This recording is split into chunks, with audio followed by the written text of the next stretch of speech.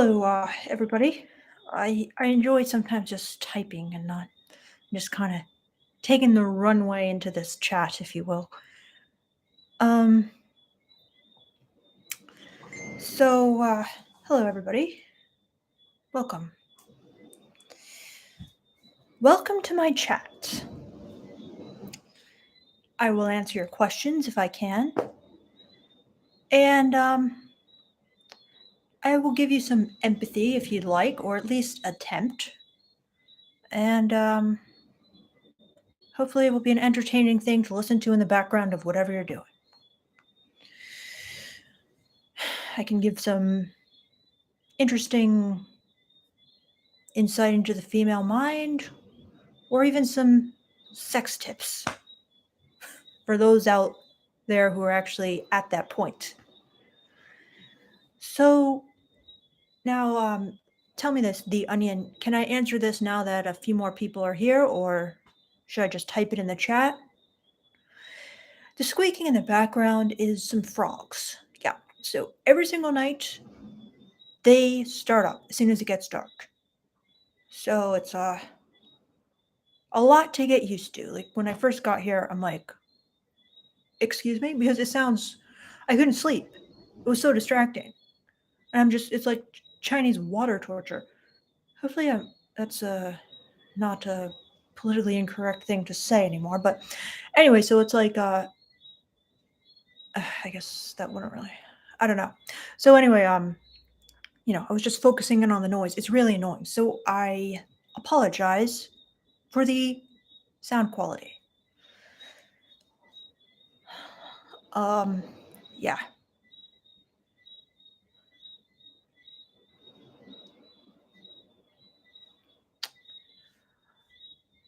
Um, all right, guys. So let me just take a question here. So Ashford Sebastian Calendar says, that's a cool name, I have to admit. Um, Very Hollywood worthy. So you ask, you mentioned on one of your previous streams that you had to learn how to ask for sex, as it doesn't come natural to women. Well, how do you do it? What is your advice? Okay. So basically what I would do is if I wanted to have sex with someone, I would probably just start complimenting them. I would probably flirt, and then I would just say, do you want to come back to my place to, and I'd probably just make up some excuse like, do you want to hang out more at my place? Like, do you want to come over? We could talk. We could have a drink. I don't even drink anymore, but that's like a good one. Just, you want to just get him back to your place. Basically, the main thing you want to say is, do you want to come over? You could just say that. Then they'll probably be like, yeah. So then you can take it from there. Once you got them in your place, it's really not that hard. You could go to your bed, sit down on the bed. They're going to get the idea what's happening. You can make it more obvious than that if need be. You probably won't need to at that point. So somebody says, come over and look at my etchings. Exactly. Exactly. I mean, you could probably just say straight up, do you want to hook up? And I'm sure they go for that too. But you might want to just keep it a little bit classy, if you will, just a little bit mysterious.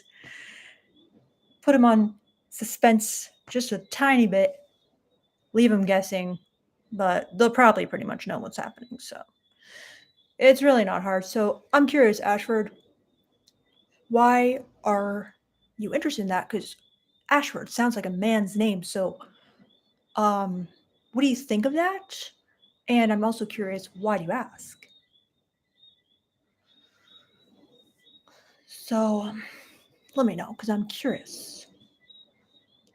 But yeah, for girls, it's really important to do that because before I knew how to do that, which basically it all became apparent once I started stripping, then I started understanding how to kind of like, you know, you got to compliment the guys to kind of get them interested.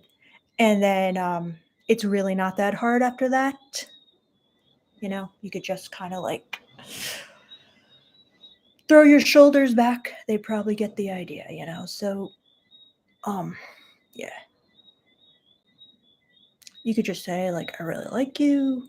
It's good for women because a lot of times women are scared to be that forward. They're scared to be that bold. Because, like I was trying to tell you guys, the dating advice for women is, and I heard this being said today or yesterday in like a podcast I was listening to. Yeah, it was a woman who was saying, this is the advice for women. The minute you are aggressive, the minute you make the first move, in the man's mind, you become a man and you set the course for you being the man in the relationship for the entire trajectory of the relationship. So you've ruined it. You've ruined it. The second you make the first move, the second you act masculine by like asking for sex, pushing to hook up, you're no longer attractive to the man. I mean, huh? But that's literally what they say because they're trying to give girls a mating strategy or a dating strategy that will attract guys who are doms, who initiate, who are providers, who are protectors, who are masculine men. So they don't want girls to initiate because then they could be dating either a alpha guy or a beta guy. So without being straight up, they want to help girls weed out the beta guys. So if you don't do anything, the only guys who are going to approach you are guys who are good with women, who don't have a problem asking girls out. And so then you'll probably get your high value masculine man they're all trying to teach women how to get. But yeah, of course, it's untrue. It's completely untrue. I think most men would love if women made the first move. So it's silly. But they're nervous about that. They're very nervous.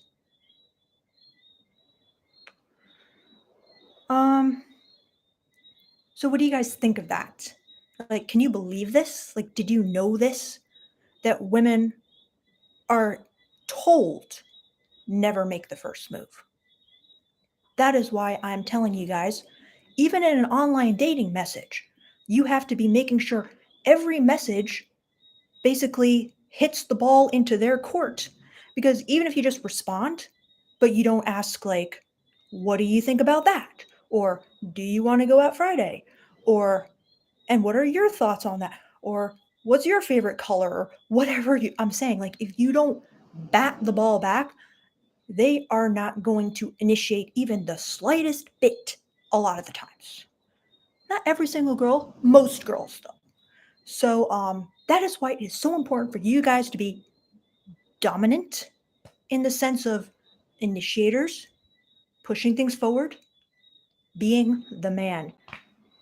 Because like I said, it's all about being in your feminine energy for women, which is just being as passive and like receptive as possible. That's what they tell them.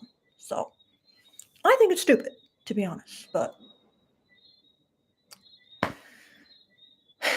whatever. Luke Rogers says, I am not surprised, honestly. Tell me more, Luke. Why are you not surprised? Jack Harrison says, I've noticed more girls making first moves. That's interesting, Jack. Maybe an interesting new shift. Um, maybe Gen Z girls, they are becoming more empowered. Maybe they're getting on to game more. What do you think could be the reason for that, Jack? Mark Scantlin says, it is very stupid. I have to agree with you, Mark. It is very stupid. And I can tell you, as a woman, it doesn't feel natural. It's crazy because it's like all these women, we're women. We are feminine by nature. But all the dating advice is telling us to be like artificially feminine. Be voiceless, be passive, have no sexual desire, be chaste, be pure. And it doesn't feel right. It doesn't feel natural. Women want to make the first move a lot of times. Women have desire. They want to put it out there. They want to have sex. Sometimes they want to hook up. But it's like they're holding back because of these stupid dating strategies. And It never felt right. And I see it in so many of these women's dating groups I'm in, where they're just trying to be so artificially feminine, and it's weird. It's really, really weird. And they think like you just gotta be some like goddess energy and talk only in feeling language and talk about like manifesting nonstop. And it's just like, men don't care. Men don't care about you being in your divine feminine goddess energy. Men don't care about you only like using feeling words. It's pretty odd, you know? I don't like it. So, Eric Cornick says, you should have more likes. Come on, guys, give Victoria some love for all her great advice and needed insight. Thanks, Eric. You are nice. You are very nice, and I appreciate that. Let the likes fall where they will. At this point, I'm not really doing it for the likes. I'm more doing it for the company. So, yeah.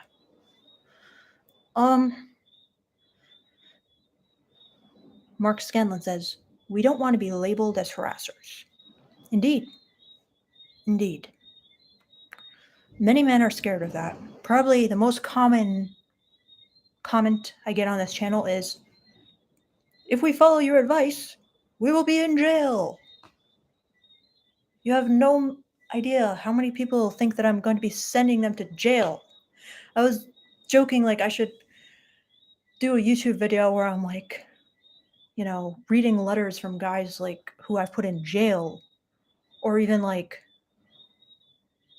you know, pretending like I myself have been put in jail or something. But you're not going to be put in jail.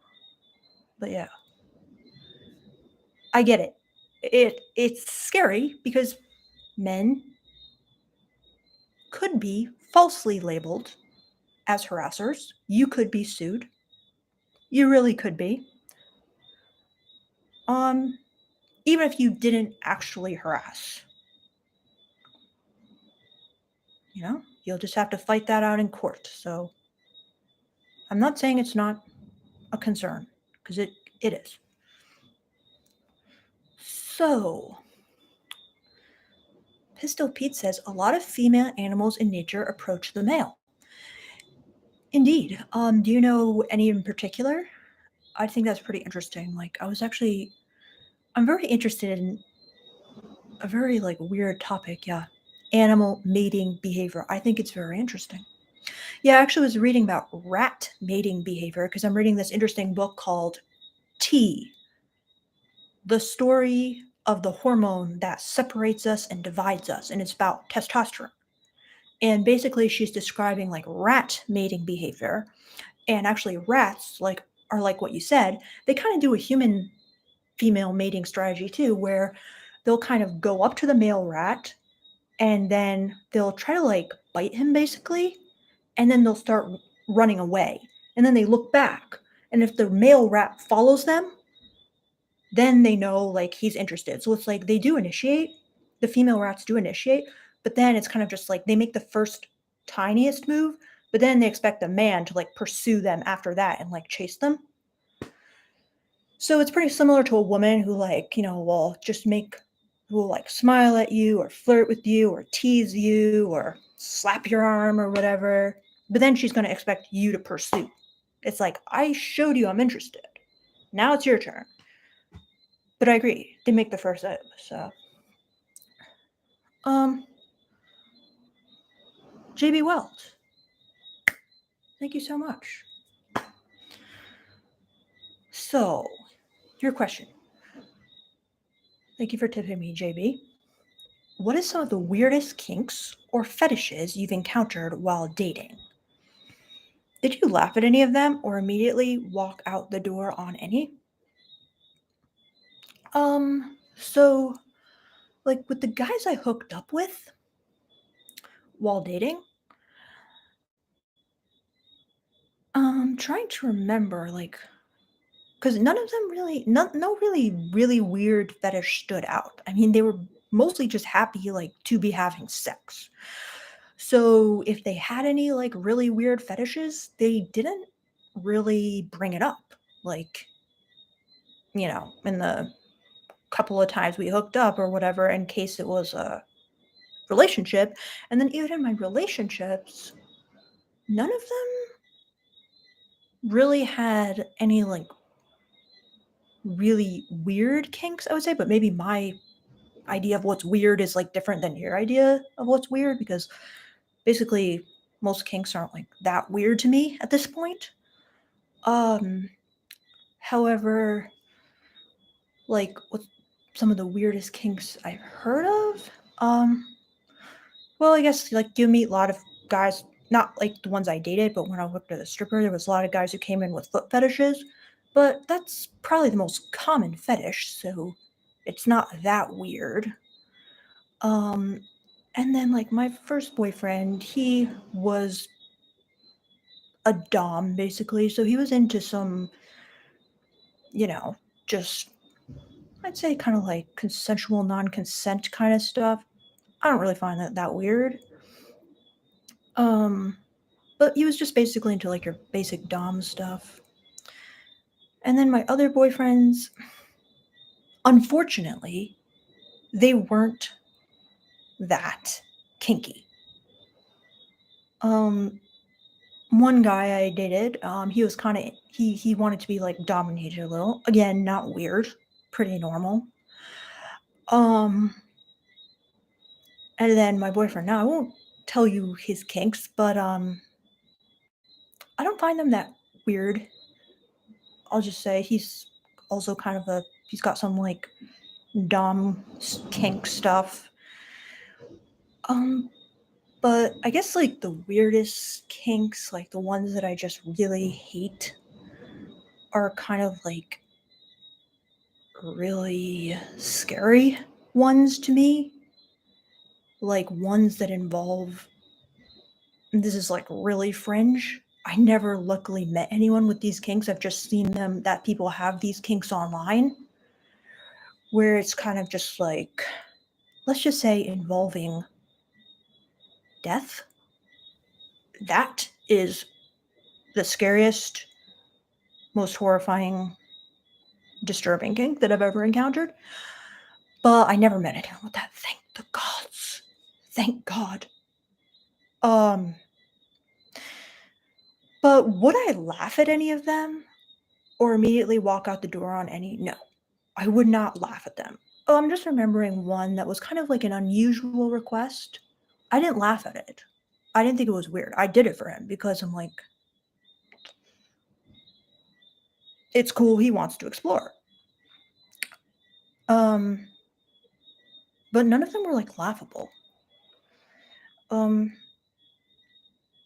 I feel like all the kinks are pretty standard. Like one time someone told me like they wanted to like they didn't tell me that like I didn't date this guy, but he told me like online. I'm not gonna say who it is, but they kind of wanted to like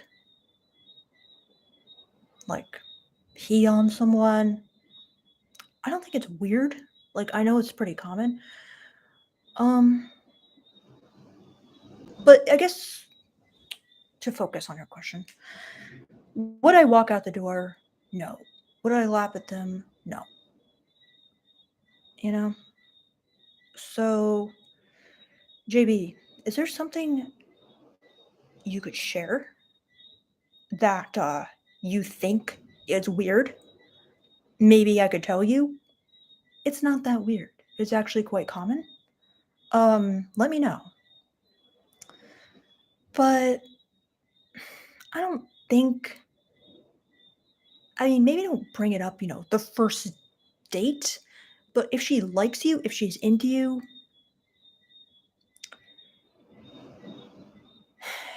it's unlikely she's gonna laugh at you. I mean, my friend had a guy,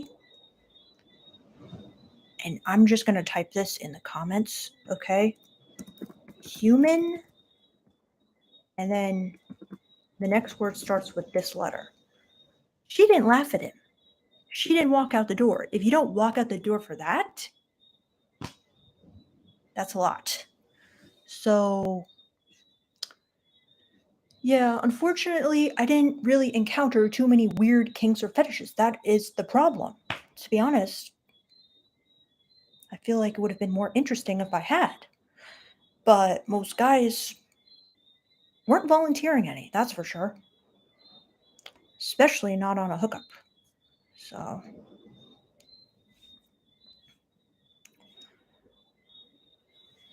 all right, I'm going to give you the next two letters, JB, because you tipped me. All right, are you getting it? All right, I'll give you the next letter.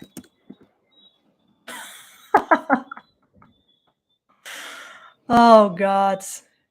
Did you guys get it? That's wild. Yes, correct.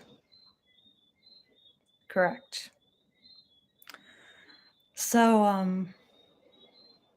oh, actually, this is just making me think of like another weird kink I did encounter.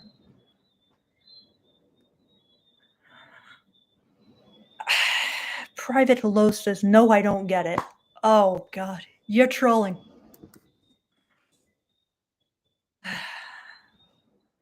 So, what do you guys think? What is the weirdest kink you have ever encountered? It doesn't even have to be in person. I'm just curious. Write it in the comments below.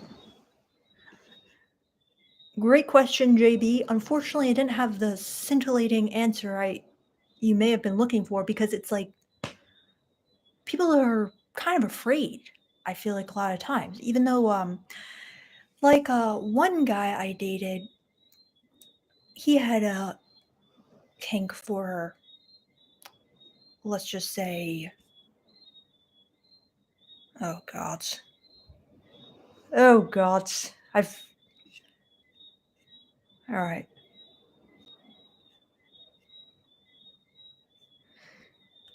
All right, let's just say I didn't find him weird. I found him normal. In fact, with this one guy I dated, I tried to like encourage him. I'm like, bring it out, bro. Please, like, tell me more. What do you want? And I tried to help him like realize that his kinks are not gross. They're not weird. They're good for him. They're good. It's good for like a man to have that kind of kink. And it's not wrong and it's not degrading. It's fun. Do you know what I'm saying? So a raid band says air raid band. Okay. I have a bit of foot kink. Women I've been with have always been pretty open with things, especially if you are really into each other. Yeah, my first boyfriend, he kind of had like a foot fetish too, but he would always like joke about it, so I could never tell if it was real or not. But I think it was actually real. I just couldn't tell because he would always like laugh, but then he'd be like, I'm not like kidding, kidding. Then he'd be like, not really. So, but it was just more like humorous and I wasn't grossed out or weirded out. I don't know if it's a lot more serious, it might be more for somebody to handle, you know? But yeah.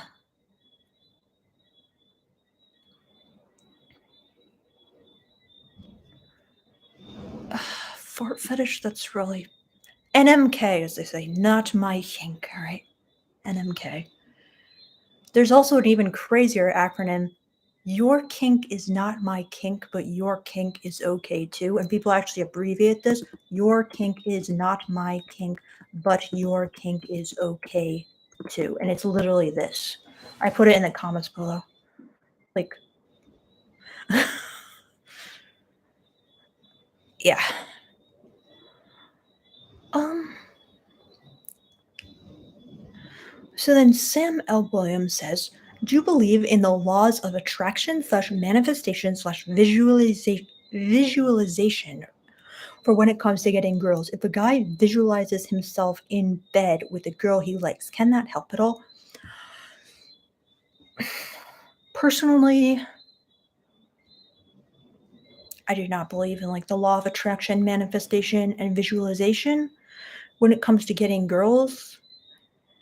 I'm not saying it couldn't help, perhaps, but I feel like, let's say you don't have good skills, you don't really understand women, but you visualize yourself getting in bed with the girl you like.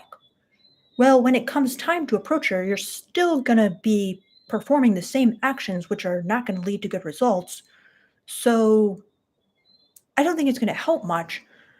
However, could it possibly help because maybe it could make you feel more confident on some like subconscious level? I'm open to it.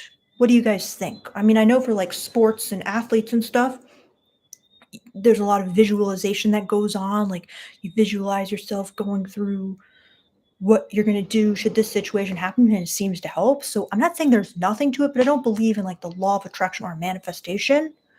Like for girls and girls dating, it's huge. That's 80% of female dating coaching is, use the law of attraction, manifest your high value dream man. And it's funny because it's kind of like they use the law of attraction and they manifest, but then they also tell them go out in your sexiest outfit and sit alone at a bar once you've manifested. So it's like, was it the fact that you're showing your boobs sitting alone at a bar? Or is it the fact that you manifested last night?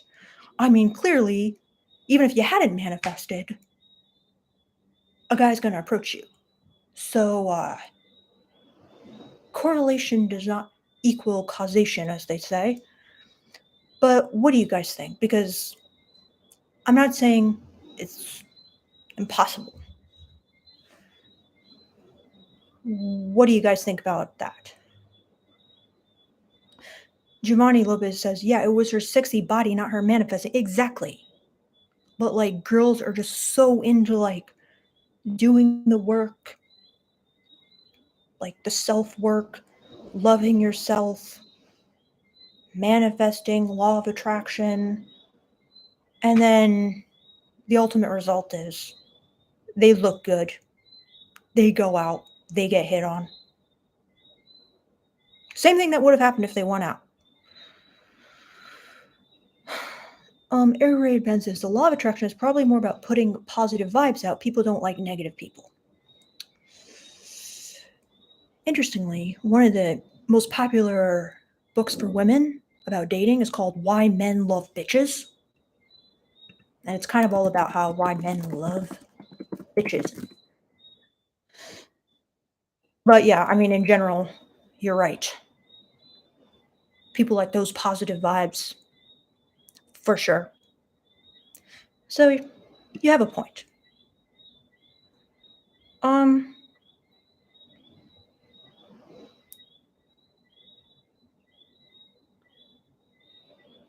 so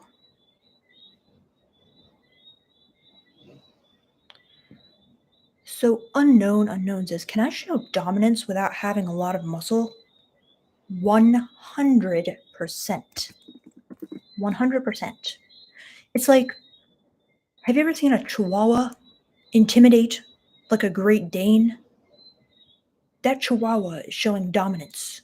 That chihuahua could be the pack leader if you've ever watched the Dog Whisperer with Cesar Millan. Um that's how it is with humans too. It's about your energy, it's about your behaviors, it's about your actions. It's not about the package it comes in when it comes to dominance. However, the muscle can kind of like it's kind of like in absence of the behaviors, women might just accept like the trappings of dominance. You know what I'm saying? It's like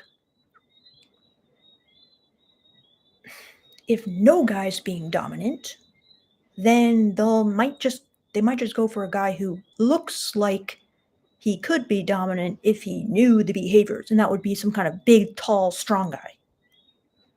So it's not the best. The best would be both. But if you had to choose one over the other,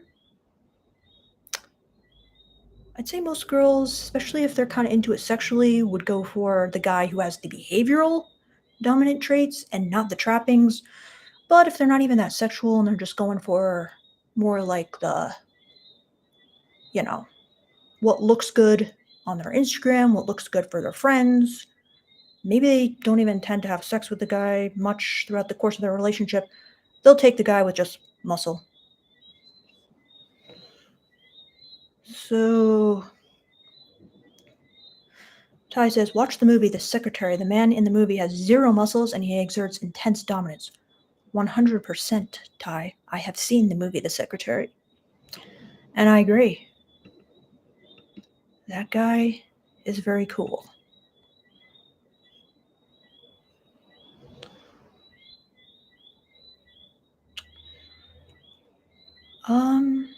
The Onion Cat says, is dominant behavior more important than dominant appearance?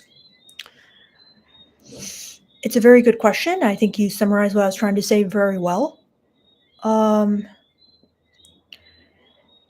It's gonna, like I said, it's gonna be like neck and neck because I think some women are gonna go for dominant appearance because, like I said, they don't really have much, basically, like hypergamy drive, like sexually, in a way. But a lot of women are gonna choose the dominant behavior. But you guys have to understand what this dominant behavior is because it's not just yelling at people, being the loudest guy in the room, ordering people around. It's more than that. It's kind of like you have a dominant like personality. In other words, like you have a kind of like elite personality and you know how to take control of a woman, basically. Authentic truth. Oh God, you're back to annoy everyone. Authentic truth. I'm kidding because I like you, but I'm also not kidding because you were so annoying last night. But I get that you're trying to learn and share your opinion, so I'll let you stay. But please, just try to participate in kind of like a normal way. All right, so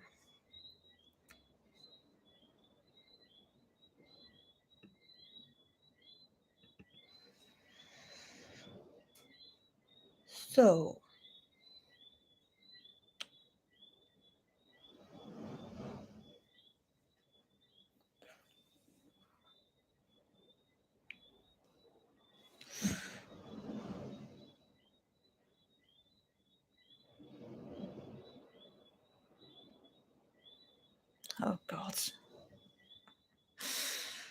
oh dear gods.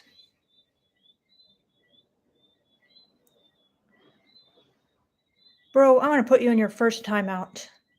All right, so here we go. Goodbye, authentic truth. Come back.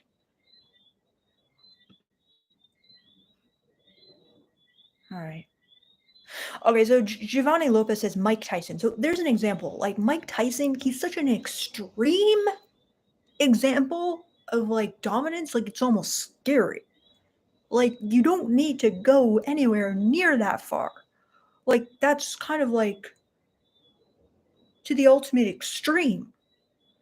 Now just water that down by like 30 liters or whatever, and maybe you'll have some kind of passable level.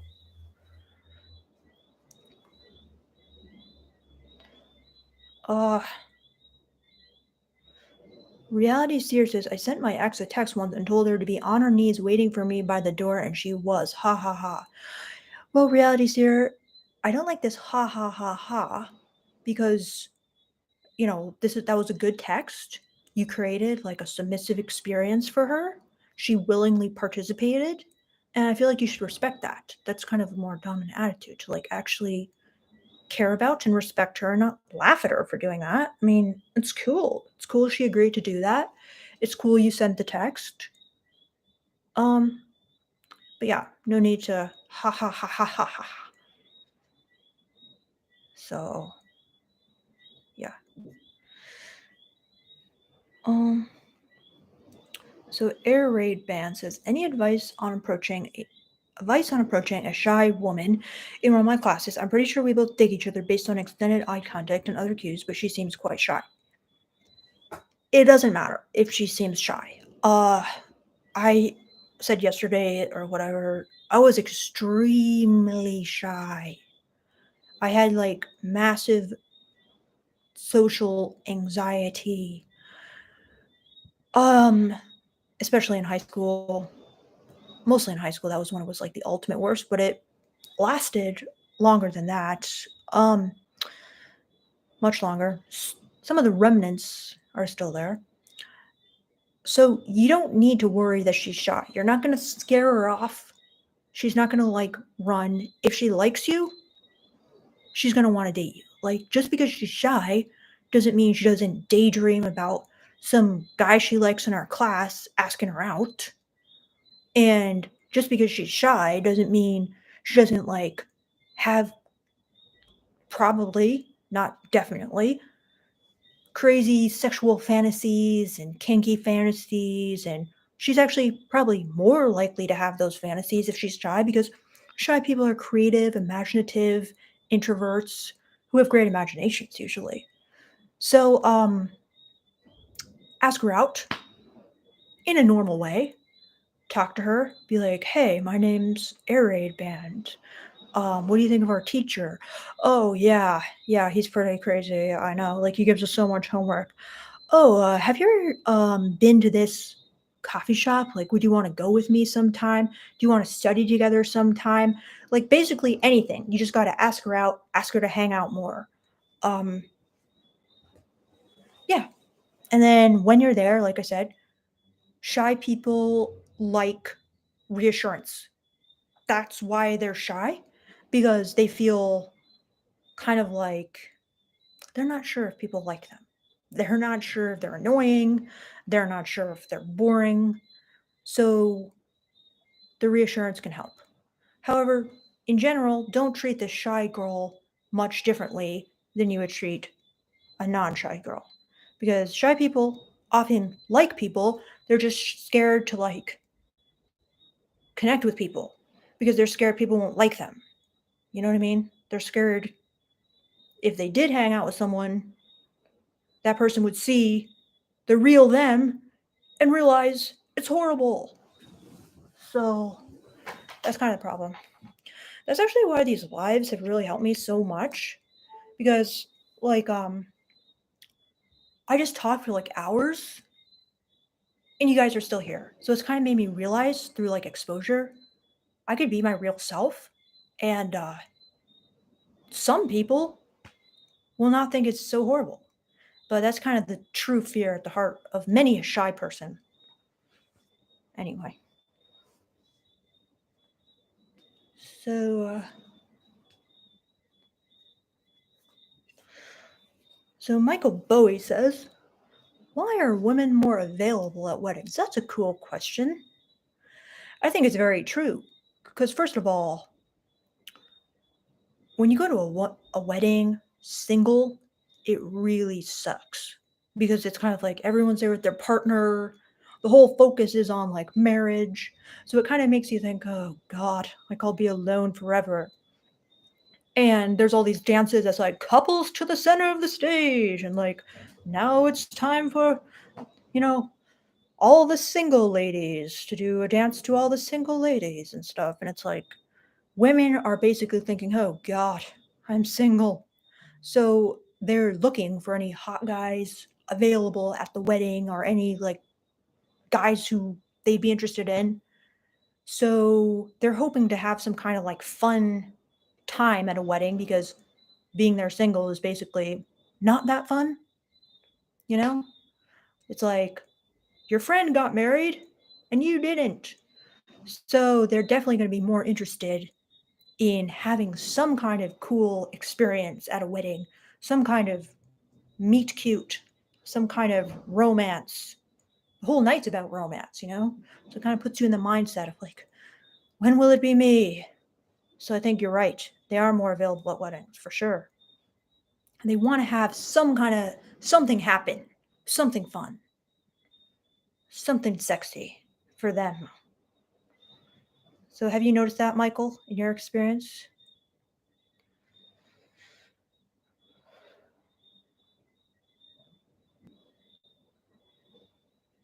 So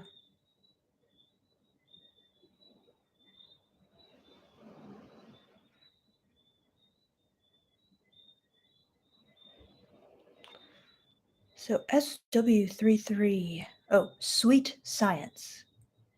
Wait a second. What's this? Oh, okay. JB Welt, I'm going to answer your question. Thank you so much for tipping me yet again. You're amazing, JB. Thank you. Your question. I've noticed many people are opposite in bed to what they are in normal life. Good observation, JB. I agree. It's true. And that is the nature. Well, I'm not sure exactly like what you're referring to, but I know that many people basically have sexual fantasies that are the exact opposite of how they are in normal life, but maybe there are some other ways they're the opposite. Like, for example, if they're, I mean, you've got like your stereotype of a guy who's the CEO boss and he's going to a dominatrix, or a really strong feminist who is like, oh, I hate men. And then she wants to feel like totally submissive sex slave or something in bed. Or some kind of like, you know, conservative who wants to be punished for liking Trump or something by a dominatrix. So, yeah, like it's very true that people have kinks that there's like some famous quote where it's like the same thing people are publicly decrying in the news is what they're fantasizing at home in bed about.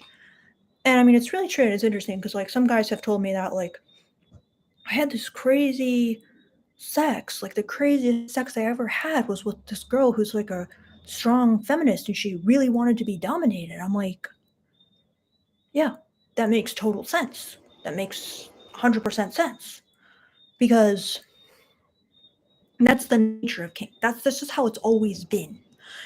We don't know the exact mechanism for why that is. Like no one's really been able to explain it yet. Like people have theories, but it's like no one's proved the theories. Where it's like, you know, oh, it's a way to work out your feelings about this thing and like overcome them. No, I don't really buy it. Maybe for some people. Um, but yeah, that's the way kink is. And a really good book, I have mentioned it before, but it explains this so well because it gives examples throughout all of history where this exact same phenomenon has been happening. The same thing people are all upset about in the newspapers, they're fantasizing about like crazy in bed. Yeah, and the book is called Lover's Pinch: A Brief History of Sadomasochism by Peter Tupper. That book will explain it to you. Like when I read that book, I'm like, it all makes sense. This is just how it works. It's normal. So yeah. I mean, I can tell you like for me, it's a lot like that too. I don't exactly know why. And I really don't think anyone does. But if anyone has some theories on why, please feel free to share them because that's one of my most like one of the topics I'm most interested in. And I have read a lot of books trying to find the answer to that question, but I haven't really found one yet. Like I read even a book called like The Largest Study on Sexual Fantasies Ever Conducted. It was terrible. It was terrible and it told me nothing. So, yeah. JB. So, is that what you're referring to or is it even something different like a girl who's really like gentle and shy in real life might want to take control in the bedroom more, or even just be loud in the bedroom. So let me know what you are thinking, JB, because I think it's a wonderful question. Bad Cat says, I bought a Lover's Pinch on your recommendation. I'm reading it now. It's really good. Oh, wow, Bad Cat. That makes me so happy to hear because I feel like this book is so underrated. It's a little like intellectual, you know? It's not necessarily like, it seems like it wouldn't be a page turner, but I thought it was a page turner. But I feel like it's very underrated. Like, it might even be out of print or something now, but it's crazy.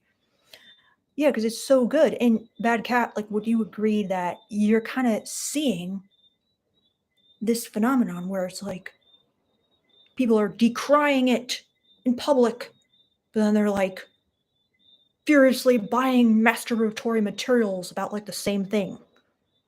So, What are your thoughts on it so far, Bad Cat?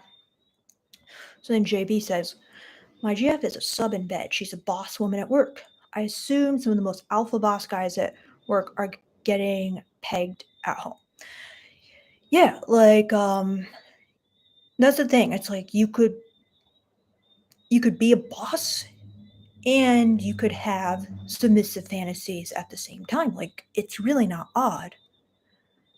Like I'd say most women are kind of like that. I'm not saying all. There's some women who are just like pure doms, but a lot of women have, compartmentalized the two, their work life, their sex life.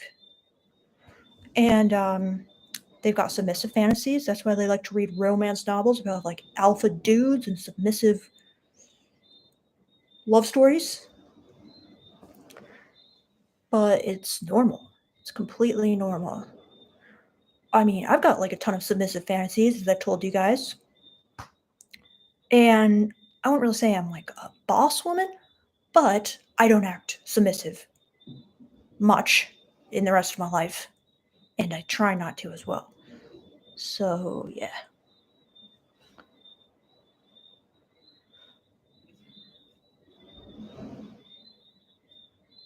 But I also feel like there's kind of the stereotype of like, oh, there's this alpha like CEO boss guy and he must be submissive. It's like, well, they're not all submissive, but a lot of guys do have submissive fantasies and that's completely fine and cool. And I respect that. Some women might not be ready for it because they're so into like the alpha stuff. But I get it because I'm like, being submissive, it's really fun. It's so powerful and it's so freeing. So I completely understand why guys would want to experience that too, and I feel like they should. It also helps be more of a dom if you've experienced it from the opposite role. So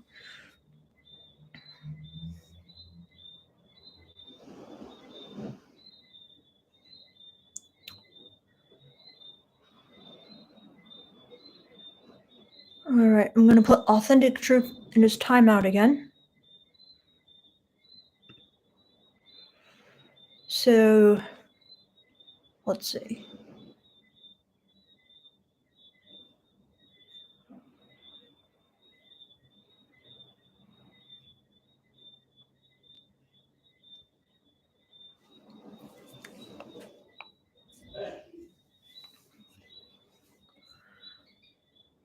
Um,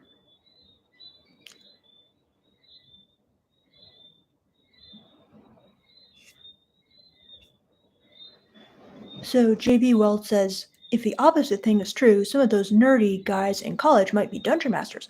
Well, actually, JB, it's actually quite common. I think it's more likely, actually, that nerds are doms. Well, there's a kind of like an equal, I'd say. There's equal like subs and doms among nerds, but nerdy guys are definitely more prone to be kinky. Like kink is quite nerdy, and when you get into it more, you see that it's basically full of nerds. And I think that's cool because they're more intelligent and they think more deeply about sex. They're oftentimes more imaginative, but there's a lot of nerds who are very, very good DOMs. In fact, probably some of the best DOMs are nerds. So, yeah, it's quite common. And that's another example of how, you know, just because you got muscles doesn't mean you're going to have the skills to be a Dom or even have the instinct to be a Dom. And a lot of nerds have that. And they're getting a lot of women. So, yeah. Air raid band says kind of like how martial arts is also full of nerds. I'm in jujitsu, and some of those guys are absolute killers. That's interesting. That's interesting, air raid band. I didn't know that.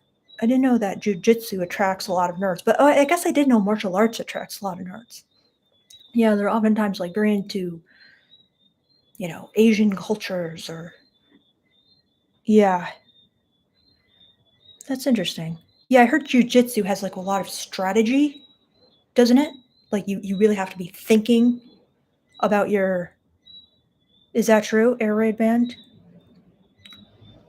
Um, so maybe being intelligent can like really help you in jujitsu. I'm not sure. I actually always wanted to do jujitsu. I've actually tried it, but I wanted to get more into it.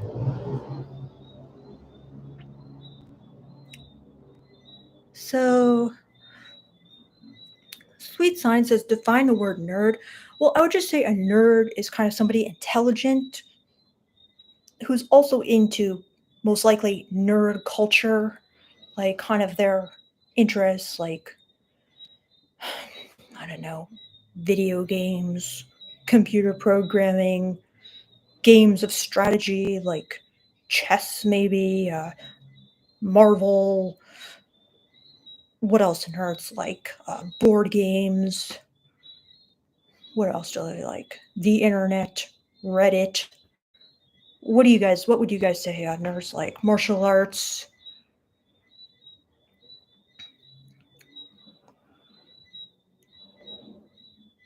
kink is another big one. Military history, um, weaponry, cosplay, Renaissance fairs. What else is there? Comics, superheroes, superhero kinks, reading maybe, technology, good one, Tushar.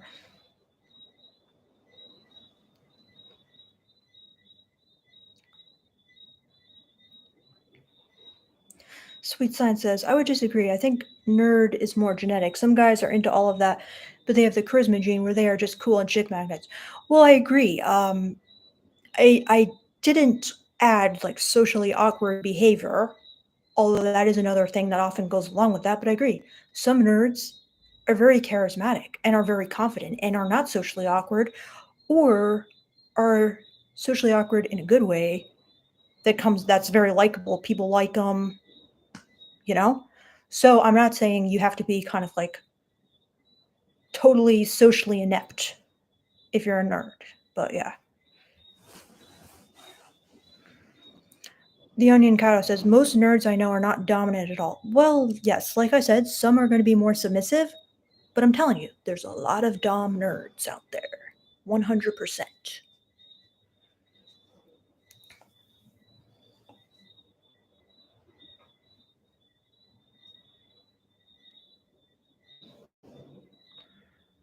Um,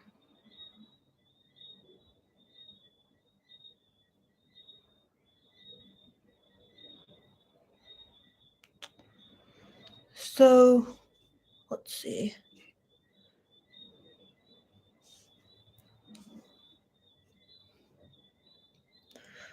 So Sam L. Williams says, I asked a girl to hang out who came to my show, implying that I wanted to go to her place. She said she's busy working and is going to travel soon, but she would reach out when her schedule opens up. Is there some interest there? It's possible, Sam, but I don't necessarily think this is the best way to go about it because I'm not exactly sure how you asked her to hang out, but by the fact that you said implying that I wanted to go to her place, it's not good to do too much implying because that can really leave it, you know, did you ask her or not? You know what I'm saying? Did you ask her, hey, come back to my place? Or let's go to your place?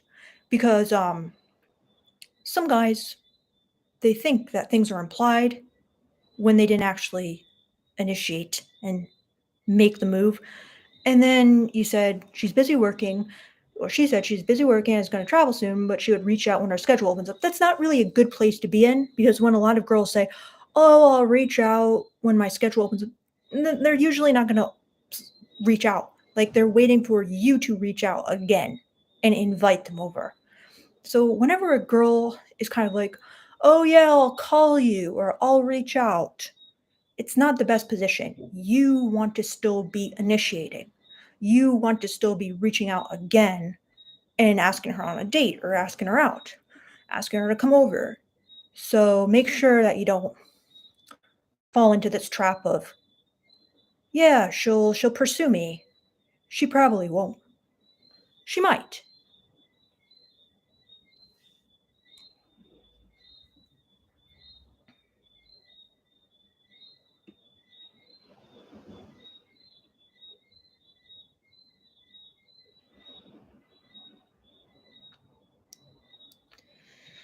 Um,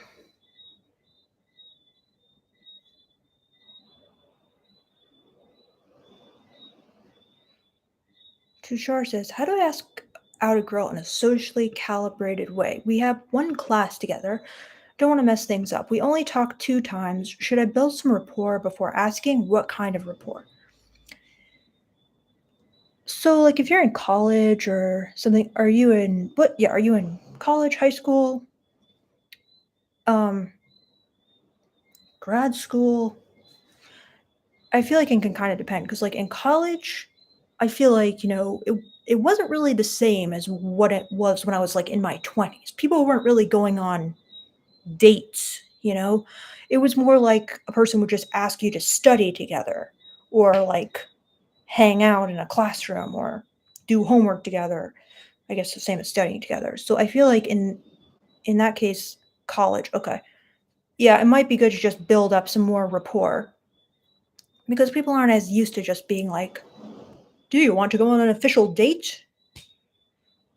So yeah, I would try to keep talking to her. I would try to ask her to like walk somewhere with you, study with you, this kind of thing.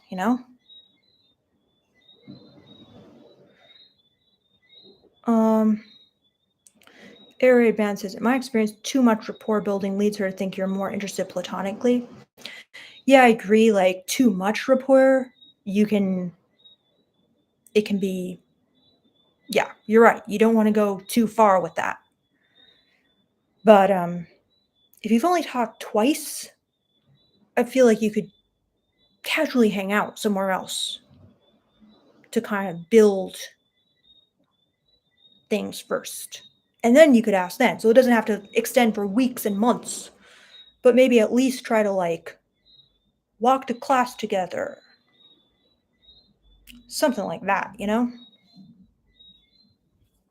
Study dates. Yeah, I agree. Tushar says, okay, thanks.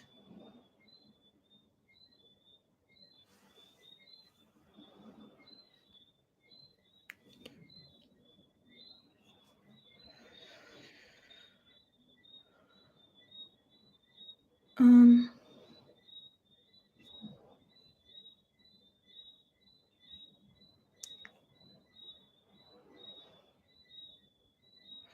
so Michael Bowie says, would you be offended if an artist friend asked you to pose nude? Serious question.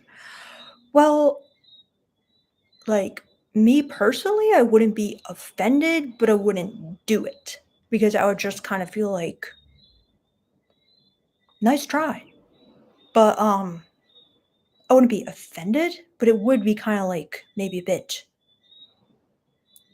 annoying, maybe. But it might be different for different girls. Like for example, if she's a model already, she might be more used to it. She might even do it. I don't know. But I wouldn't be offended, but it would be kind of like, you really think that's going to work? But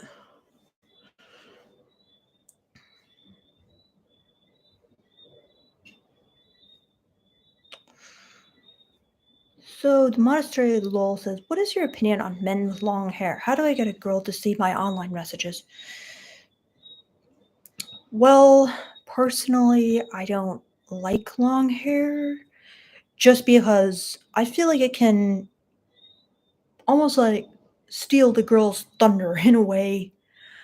I'm not saying this goes for all girls. Some girls, they're probably okay with long hair, but I feel like a safer bet would be to have shorter hair. However, I'm not telling you, you know, shear off your locks, the one thing you love in this life, but I'd say it's safer, much safer to have short hair so you can just appear more traditionally masculine. Sometimes you need all the traditional masculine trappings you can get, you know, just to make girls see you as more masculine.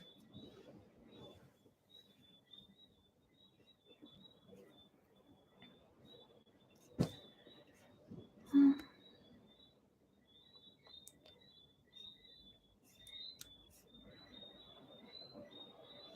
I had an idea for you guys. I thought I could maybe go through some of the messages I receive on different sites, like for example, if you guys know the site FetLife or Tinder, um, because I got on Tinder a little while ago for research, and I could show you kind of like good messages, good profiles, bad profiles. I haven't prepared too much, so it might not be so fascinating, but I could just kind of read you and give you my thoughts on the spot. Or I could just swipe through Tinder with you guys, show you some examples from the opposite perspective. So let me know. I could also watch a video with you guys. For example, I just saw a video tonight of just pearly things who somebody asked me about last night. I was shocked and horrified by what I had said the other night because I now have a much stronger opinion on her and I'm not liking what I see. But yeah, I could watch this Andrew Tate video with you guys. We could watch some more Fresh and Fit, although I'm like trembling at the thought. But yeah, or we could just answer some more questions. But so Air Raid Band says, at what point in dating a man would you expect that he stop seeing other people on the side? So I don't think girls expect you to stop seeing other people on the side unless you basically have the talk with them where you ask them to be your girlfriend, but you don't need to stop seeing other people on the side if she doesn't bring it up. If she brings it up and it's like, hey, what are we? What's happening? Then you could be like, well, I want to keep things casual. I'm actually still like dating. I mean, that she'll probably break up with you at that point, but you can just say, I'm not ready to commit, but you don't have to just stop dating other girls just because you think women expect you to.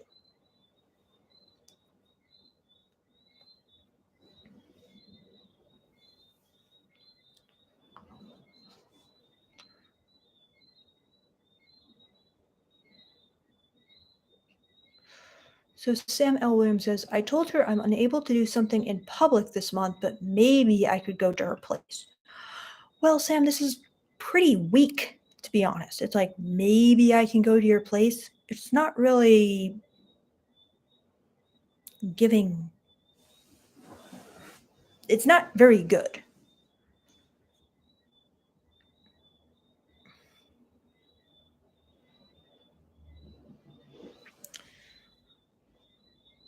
Maybe I could go to your place, but I can't see you for a whole month. It's very wishy washy. I mean, who knows? Maybe it will work in your favor because you're like, oh, God, this guy's such a player. Yeah, he's so cool. He's such a fuck boy in a good way. But most likely, she'll just be kind of like, maybe you could come to my place. Is it a maybe? Or is it a can't wait to get over to your place and like tear your clothes off? Like, which one is it? So.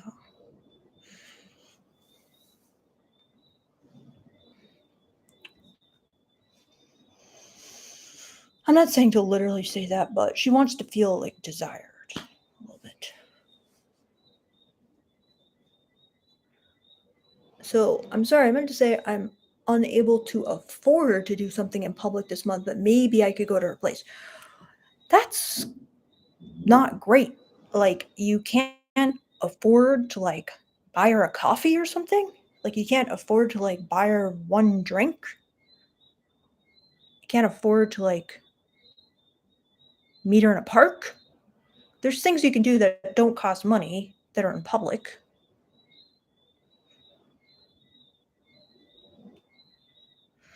So, Icy's cracked. Thoughts on the new dating app, The Right Stuff. What is that? Icy Shrek. Can you let me know? I haven't really heard about it. It sounds familiar actually, but I don't know about it.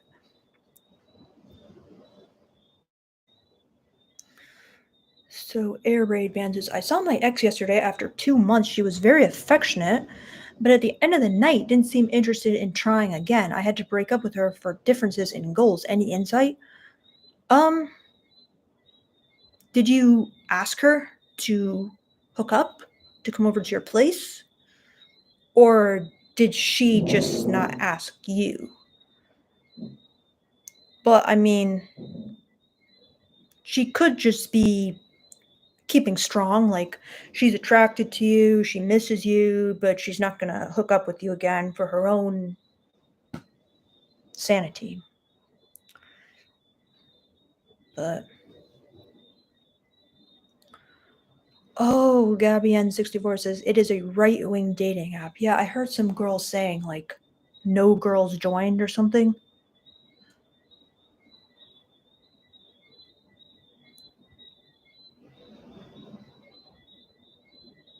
Um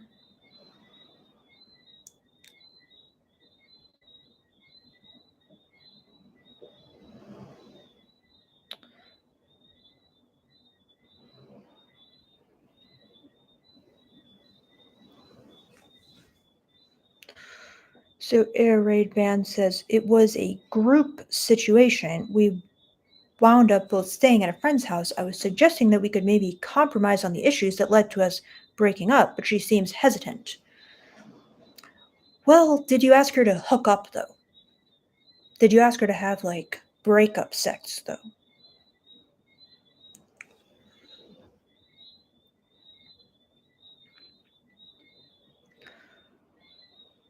So Arazi says, hey, I've been chatting with this girl. She's responding to me sometimes, not delaying responses. Sometimes the reply is short, and sometimes the response is insightful.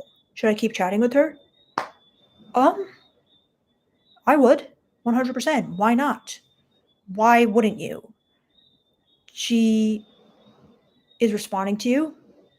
She's chatting with you. That's something. Do you know how many guys that message girls they just don't respond to at all?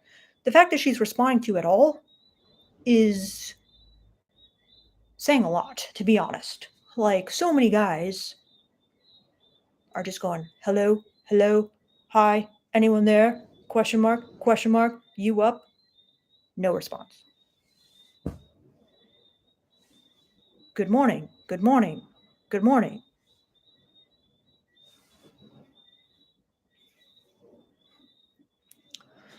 Um, Hello, Mike. Hello, long time listener, first time commenting. I really enjoy your content. Thank you, Mike, and thank you for joining. And do you have any queries or thoughts on anything at all? I'm sure you do, but if you feel like sharing, please feel free. So, Arazi says, yeah, thank you for the response. Yeah, Arazi, that's kind of what I was like with my boyfriend. Um, I sometimes responded to him, sometimes I didn't when he would text me. Sometimes I would give him like a good response when I felt like in a good mood that day. Sometimes I would just kind of ignore him. I was kind of undecided. Also, I thought he was just trying to hook up, and I was at like this point in my life where I was kind of just sick of that. I wanted something real in a way. And so I kind of didn't take it too seriously. I'm just like, yeah, whatever. I respond, I don't respond. It's not a big deal. He just wants to hook up, so. And it wasn't until I basically told him that over text when he asked to visit me for like the fifth time or whatever. And I told him what I was thinking, and he responded, yeah, I'm not really looking for that. Then I kind of started thinking, okay. But yeah, she's not interested in you probably, but she's maybe on the fence for one reason or another. Like maybe she's attracted to you, but she's kind of like, yeah, I don't know. So don't just cut her off and say, oh, she's not chasing me, she's not showing me like maximum interest, like I'm done with her. Just chill and keep responding and see what happens. So, so the monastery says, is the best online message a compliment? So here's the thing. There's different types of compliments. Okay? Like, I was talking about this one time. Like, I'm gonna read you guys some compliments, some different kinds of compliments. Okay? So this is from well, wait a second. Let's go let's go on to Tinder.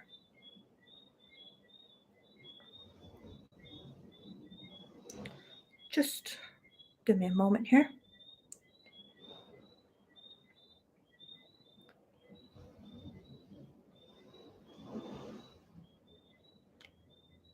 Um,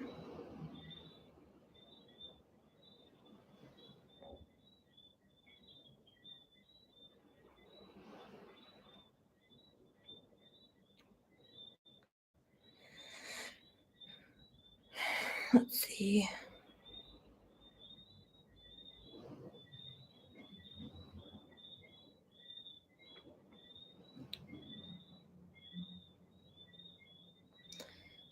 Most guys on here, they didn't start out that way, and I think that was good. But then, like on a site that's more kind of like sexy pictures or whatever, like I'm looking at FetLife now, for example.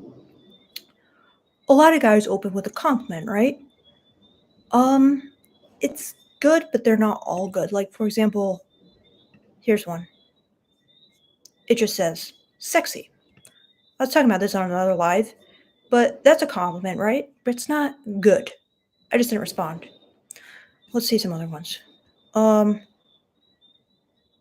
I would pay to worship your ass. That's a compliment, but it's a very like sexual compliment. So it's kind of like not good. Um, let's see.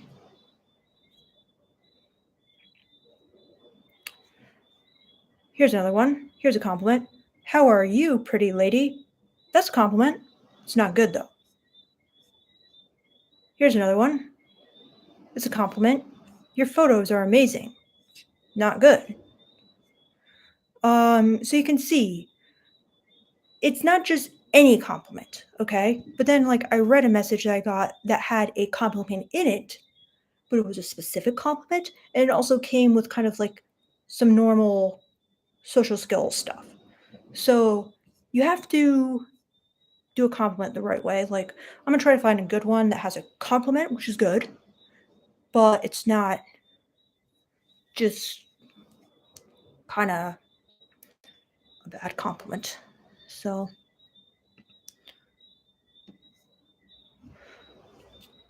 here's another bad one. Beautiful pics, truly beautiful. How are you doing tonight? It is very refreshing to come across your profile. Seems like we might be after the same thing? No. If you ever want to discuss hanging out, hit me up. So, as you can see, there's nuances because just because you compliment someone does not mean you're going to get a response or even a good reaction. But I read this one on a different live, but it's at the top, so I'll just read it again because I thought it was pretty good. All right. So here's this one. Hi, I'm sure you get all kinds of unusual messages from unusual guys with unusual fetishes, but I figured I'd reach out, say hello anyway. So, hello. Hope to hear back. P.S. Plus, I just fell off my chair while looking at your pics. P.P.S. I am in blank every now and then if that helps.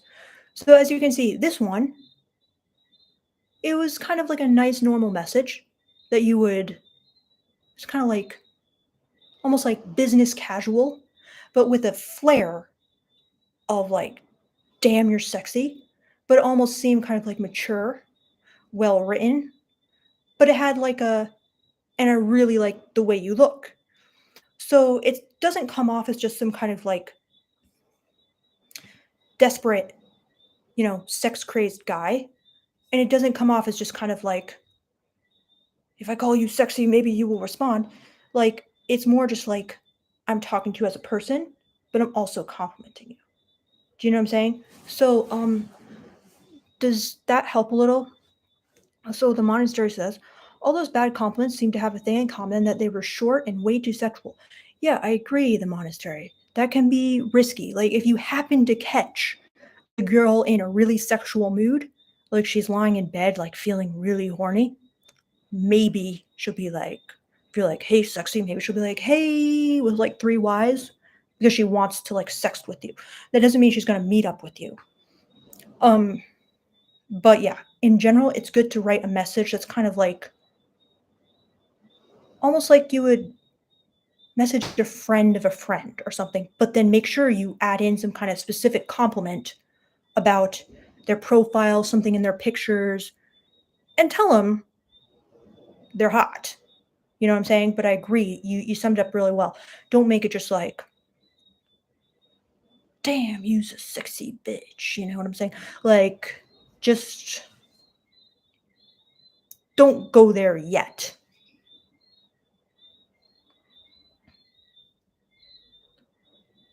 Um,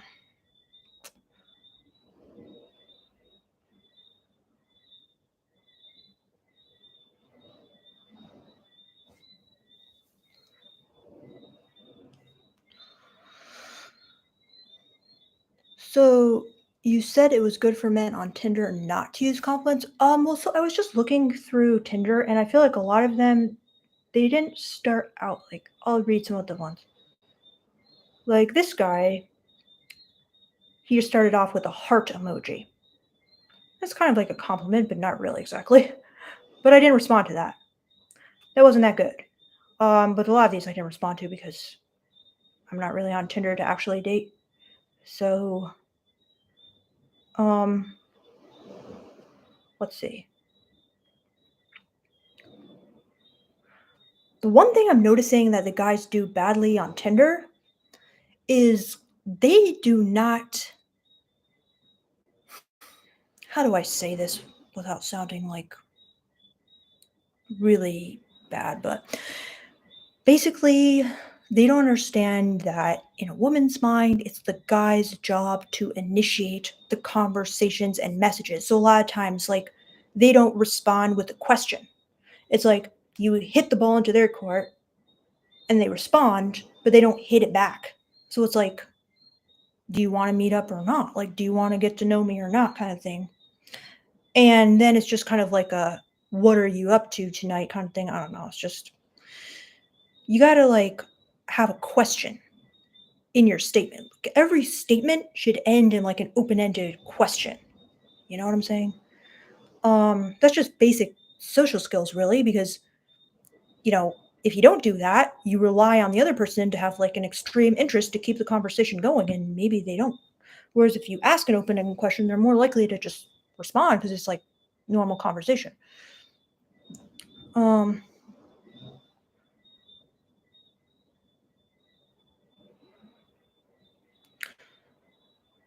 Another bad one on Tinder is, "Hi there, Victoria. How are you?" How are you? It's not the best one. It's like, does anyone really like being asked, "How are you?" It's kind of a boring question. It's like, "How are you?" Like, everyone asks it like nonstop. So I'm like, "I am fine. Thank you. How are you?" I don't know. It's just not the best one. It's kind of like, I don't even feel like answering that. You know what I mean? Let's see. A lot of them say, "Hello, how are you?" This guy started off, "Hi, Victoria, you're cute, winky face." Again, it's not very good. Like, you should try to comment on something in their pictures or profile. Like I said, kind of like that FetLife message I read you, it makes the girl feel like this guy's a serious person. He's going to connect with me like as a person, and he thinks I'm attractive. So that's great. You know? Another bad start to a Tinder message. "Good morning." Very bad. "Good morning."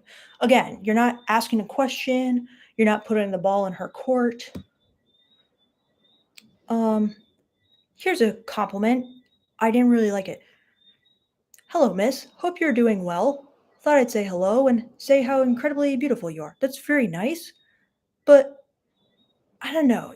I agree. Stick to this comment about something in the profile or the picture, like you're connecting with them as like a person first, instead of just incredibly beautiful. It's generic. You know what I'm saying? And then he followed up with some kissing emojis. This is just too feminine. You know what I'm saying? Look at this. These emojis. This is just very feminine. Just, oh, I'm a cute little girl. Yay. So, yeah. Let's see some other one. First one, hey, how are you? Next response, are you a parking ticket? Because you've got fine written all over you. It's funny, but it's not funny enough to like respond. Because again, it's not specific about that girl. So it just kind of seems like, just another guy trying to hook up kind of thing. So that's kind of like how it comes across.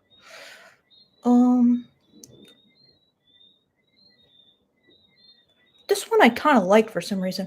Hey Victoria, hopefully you are enjoying the sunshine today because you definitely brightened my prospects. For some reason I like it. Um, Here's another bad one. Hey, what's up? You want to get together and hang out? Like, why would I know that at this point? You know what I'm saying? Like, you didn't ask one thing about me, you didn't try to get to know me. Another one. Hi, how are you? Another one. Hey, good morning. How's your week been going? Hey. It's kind of like another kind of boring one. How's your week been? Oh, work, this and that. It's kind of boring. You know what I'm saying? Another one. Good morning, Victoria. Again, he's not putting the ball back in your court. Good morning. Then I just say, good morning. Does the conversation go anywhere after that? Probably not. I don't know. It's just very passive, so it doesn't bode well. This one was good. I just didn't answer because I'm not really answering these. But this is good. Do you have any go-to meals or local restaurants for a relatively new vegan? Asking advice, and he knew I was vegan. That's something like in my profile. So that's like something I would be like, yeah, I do. Like this is my favorite restaurant. We'd like get into a conversation, then we can meet from there. You know what I mean? So that was really good because it's like specific to me. Um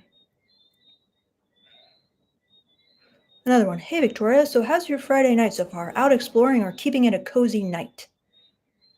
It's okay. It's okay. But it's again kind of like, how's your night? How are you? It's kind of like questions. These questions aren't really like fun to answer, I feel like. Another one. Hi, Victoria. Do you have anything fun planned for the weekend? I don't know. It's just kind of uninspiring. Here's a good one I responded to. Hello, Victoria. I'm glad we matched, especially given that you are vegan. Oh, wait. Is this a different guy? I guess he said the exact same thing, but I liked it. I'm new to the area and need to know what restaurants I should try. Which do you suggest?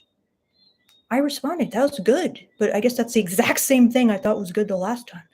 So, what was that about? For example, this is like a lot of the conversations that happen. Hi there. Blushing face. Blushing face for a guy, it's not very good. Because that kind of shows like you're a feminine flower. Okay? So I wouldn't do that. So then I responded, hello, Brian, nice hair. Then he said, well, thank you. How's your night going? Again, it's kind of that boring question. How's your night going? Oh, God, do I have to answer it? I don't like that. So let's see. This is another bad thing to say. This guy goes, good evening, Victoria. HRU. How's your night going? Yet again. Are you meeting anyone worthwhile or not so much? Another bad thing to do, don't comment on online dating. Because it's kind of like, yeah, we're both dating lots of people together. I mean, we're both, dating lots of people and we'll continue dating lots of people. It doesn't give that romantic vibe like, oh, wow, I was really struck by something in your profile. I'm like interested in you specifically. It's just kind of like, what's your worst date? Well, we'll continue to date. So it's kind of like not really a lot of incentive for her to meet you at that point because she's kind of like, well, I know he'll be continuing today. So, yeah, basically everyone ends with, how's your day going? And then I kind of just drop off because I'm like, I cannot answer that question one more time. So, whatever. There's some tips. Jerry Binney says, "How are you?" without substance has become an empty formality that is usually disingenuous. Well said, Jerry. I agree. It's just an empty formality, as you said. And, one time my little brother, who was like 4 years old, he asked me, "How are you?" I was so touched. It just seems so real and like genuine. But when most people say it, it's almost like, as everybody says, they don't really care. But sometimes people can say it in a way where it's like so touching. Like, really, how are you? But in general, don't say that, yeah, on online dating. So, whatever. Oh no. THSU8 says, "I like texting, so tell me about your deepest pain." Oh God, I'm guessing you're making fun of me.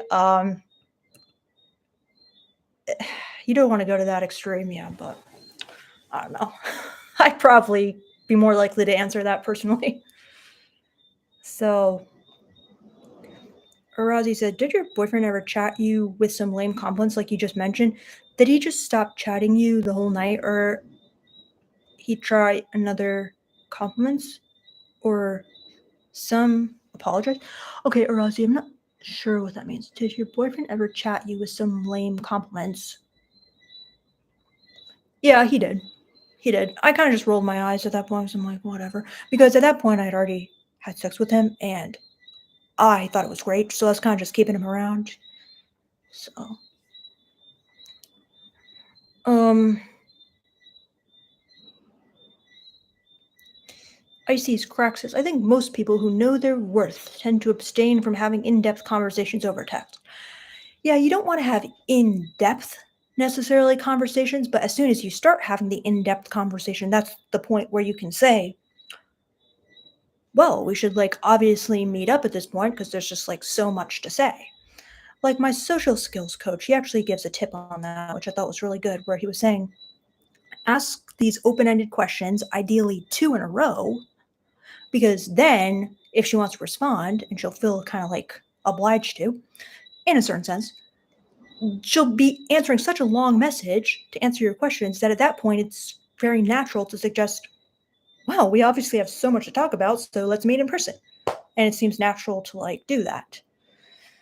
But yeah, I agree. You don't want to get into this endless texting online, but a little, just a little, to the point where you feel, oh wow, we connect, is good. So Kumadis says, "Is there a caffeine addicted hamster on a wheel in the background, or am I imagining squeaking?" You're not, it's frogs. Sorry about that. Lil Me says, "It is harder to communicate with texting. When my GF says okay, it can mean five very different things." Lil Me, I know. I actually hate when people text okay. It makes me very anxious and it comes off as so rude. But I know I'm not supposed to take it that way, but I literally hate that word okay. Really, in general, I don't like that. I don't like it. So, yeah.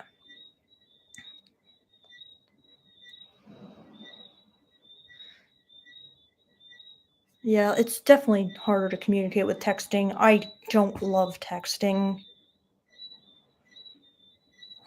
I don't love it. So, yep, Gunter Torf is demonstrating it for me right now. He's saying, okay, I don't like it. So, yep, you got me, Gunter. So, oh God, Gabby N64. How about replying with the thumbs up? That's probably slightly better in my opinion than okay, but still very bad. But the problem is I actually use that thumbs up a lot, but I forget, but I'll usually do two in a row. So what do you think that comes off as when you do two thumbs up in a row? Because I feel that's a bit more like enthusiasm. So it's not just like, yeah, real nice. So maybe I'm making that mistake myself. Um People will text K for okay, Clint says.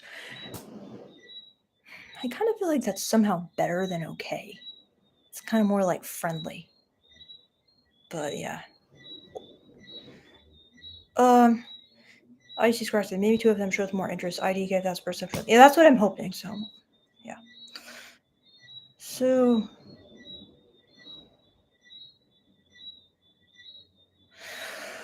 ripped up. Explain this to me. What's your opinion on attraction triggers such as willingness to emote, showing you're a protector of your loved ones, being a leader of men, and showing women find you attractive? So is this some like attraction triggers? Like, is this something I need to be aware of? Like, what is the exact definition of attraction triggers in, you know, popular, what's the word I'm looking for? You know what I mean. But willingness to emote, that's an interesting one. If people are saying that's an attraction trigger, I could see it being attractive, but I could also see it be unattractive. Like, for example, my boyfriend has a big willingness to emote, and I do find it attractive, but sometimes I'm kind of like on the fence about it. But it can be very good because you can emote anger and you can emote, you know, depth in emoting your feelings. So it can be very good. It can also maybe be, I don't know, not always great. Then showing you're a protector of your loved ones, yeah, I think that is definitely an attraction trigger, whatever the true definition is. Being a leader of men, definitely. And showing women find you attractive, that one, obviously it's good if women know that other women find you attractive. However, sometimes I feel guys try to telegraph that in a very blatant way where it just comes off as like, seriously, dude, you think I'm gonna fall for that? Like a lot of times on my channel, you guys just really brag it up. And I'm kind of like, no one's buying it. So it can be, but it depends how you are showing women find you attractive. So, Ripta, please let me know your thoughts. Thank you for the question. JG. Oh, JG, thank you so much. You are so kind. How's it going, JG? I often wonder how you are, JG. How's it going and everything? So great that you're here. Oh, and you have a question. All right, let's see if I can answer it. JG says, do you think it is ethical to use dating sites to meet girls you don't want to date, but just be friends? My mother doesn't. She thinks it is deceptive. Where did you find a social skills coach? So I definitely think it is completely ethical to use dating sites to meet girls you don't want to date, but just be friends. Like a lot of girls do use dating sites for that reason. I think it's ethical. Tinder, for example, is used for like so many different purposes. I mean, if you're a guy on there, a lot of the guys, they literally say on their profiles, everybody knows Tinder is only for hookups. I'm like, yeah, girls don't see it that way. So there's a whole range of uses. I mean, some people are using Tinder for Tinder surfing, which is like couch surfing around the world, or hobosexualing is another term for it. So, you know, I'd say it's a free for all on there. You can use it for whatever you want. If you want to use it for friends, fine. But maybe are these girls like falling in love with you and then they're getting all mad at you or something? Are you telling them that like on your profile? I don't know. I still think it's ethical as long as you're being open with them about it. So, and then the next question, where to find a social skills coach? Well, as I was scrolling on TikTok, I found this guy. And then it should probably be like Ryan. Oh, wait. I'm going to put him in the chat box. At Social Shortcuts. Now, don't tell him I said this, but sometimes I wonder, are his social skills really that great? Because some things he does where I'm like, huh? But in other ways he's really good. And like he's taught me a lot. And yeah, I'm not saying like I'm great because like I needed the help. But like he really breaks it down well. And you can watch, he has tons of like free content online. So you can watch them. They're really like easy to watch, like 30-second videos kind of thing. But I just watched him on Tinder and I'm like, I actually really like what this guy's saying. And then I would watch his courses that were like really cheap. They were like $12 or something. I'm kind of like, do I need to do another course? But then I'm like, I'm just really curious what he says. And it was really good idea. So now he coaches me and I like it. I feel like I'm learning from him. But he definitely has like a personality that maybe not everyone wants to mimic, if you will. Like, but you can learn a lot from him. So yeah. So JG says, thanks for the advice, great points. You are welcome, JG.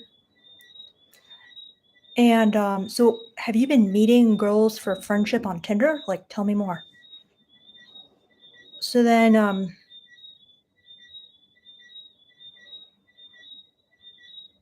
let's see. Ashford, thanks for the stream. You rock. Have a great night, everybody. Peace and surfing waves. Goodbye, Ashford. Thank you for joining.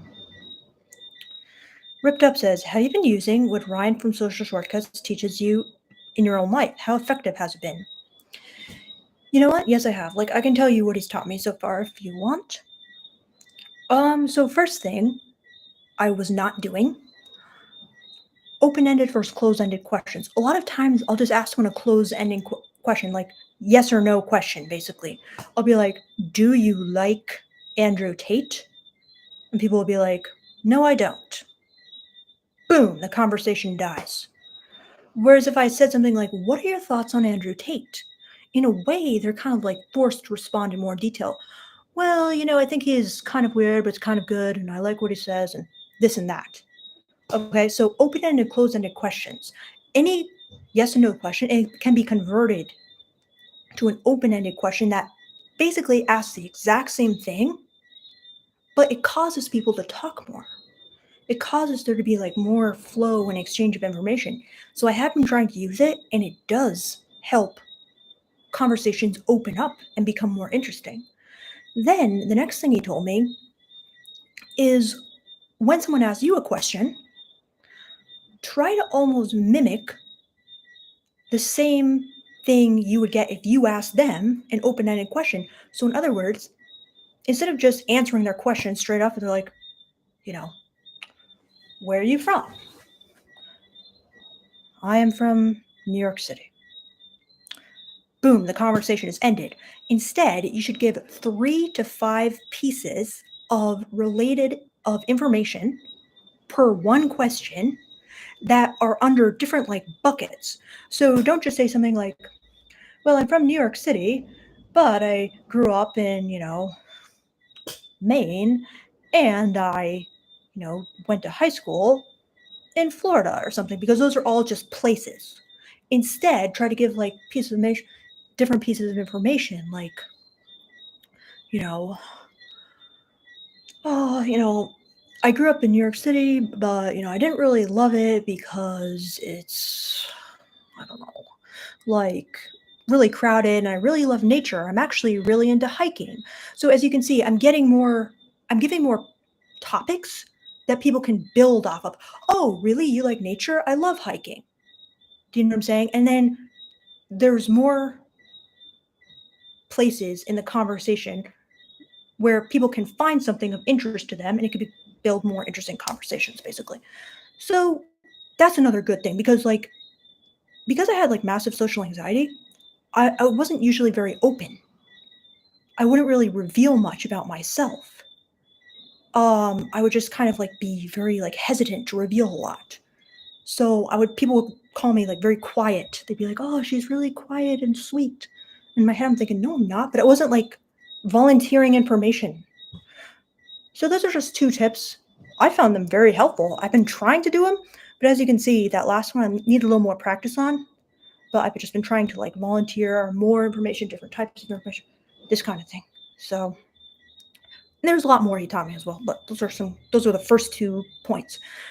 Marvin, thank you so much. I really appreciate that, Marvin. And I love this boss lady emoji. And I like your profile picture emoji as well. It's cool. What is that? Thank you, Marvin. So then JG says, no, he hasn't done this yet, but just had the idea so I can better understand if my theories are sound, but my mom didn't think it was fair. So your mom didn't think it was fair.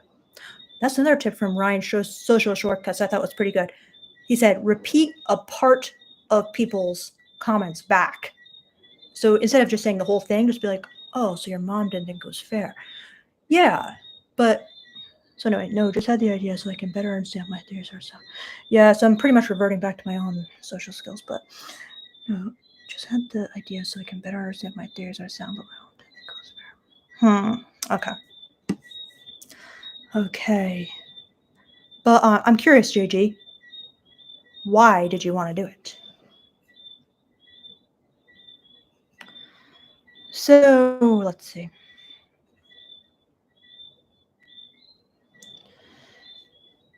All right.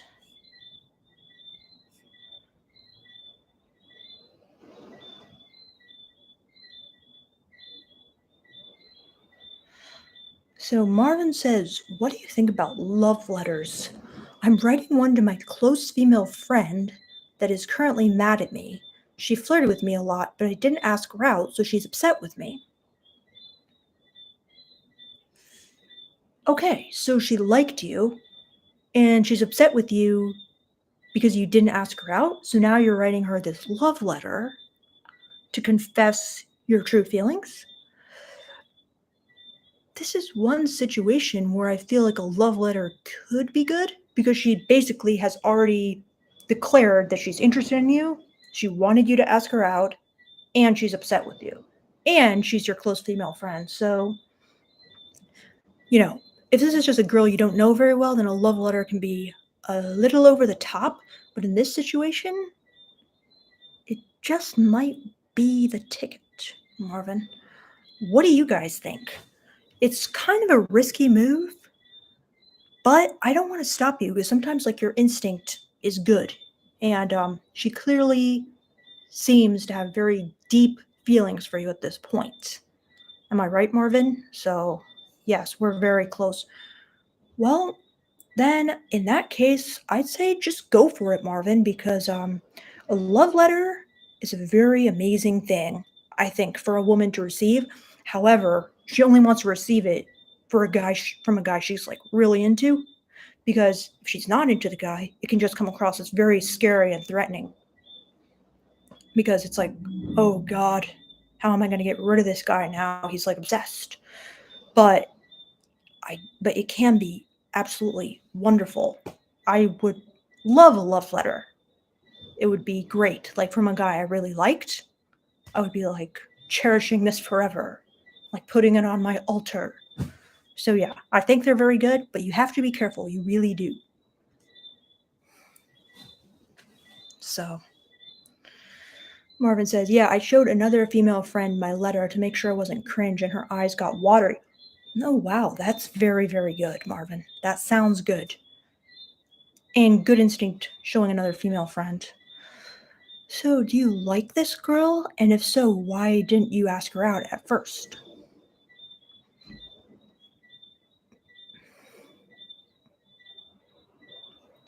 So, Sam L. Williams says, I lost $50 from the show that I played that she went to. And that's why I'm in the hole financially this month. I could tell her that we could do something in public, but it would have to be at a grocery store because they get food stamps. Well, I wouldn't be necessarily telegraphing this to her, Sam. I would just do something more like, can you meet in a park and just talk? Could you get something at the grocery store and then bring it to the park and have a picnic?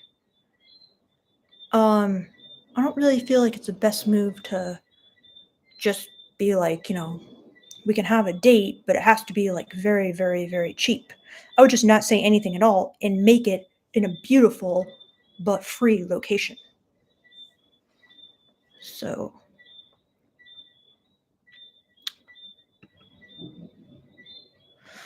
so Ripped Up says, in my experience, if one displays all these attraction triggers that I've mentioned, I've seen women just instantly become more feminine around these men that naturally has and does these attractive traits. Yeah, like I definitely agree that there's certain behaviors you can do that will cause women to become more like feminine around you. However, I was kind of intrigued by some of the ones you mentioned because I wouldn't necessarily jump to those. Like, for example, what was it? Like your willingness to emote. Like, can you give an example of that? Um, and then can you also give an example of how to show women that women find you attractive? Otherwise, they seem pretty good. Brian McCormick says, another great stream. Not here for advice, but I do enjoy your insights into the female mind. Keep being awesome. You have a cool style. Thank you, Brian. That is very nice. Thanks for the kind words. So, yeah. JG says, I need a muse. Nice.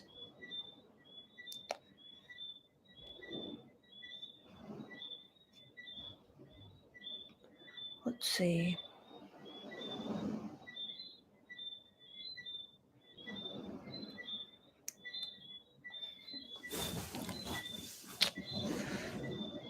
Um,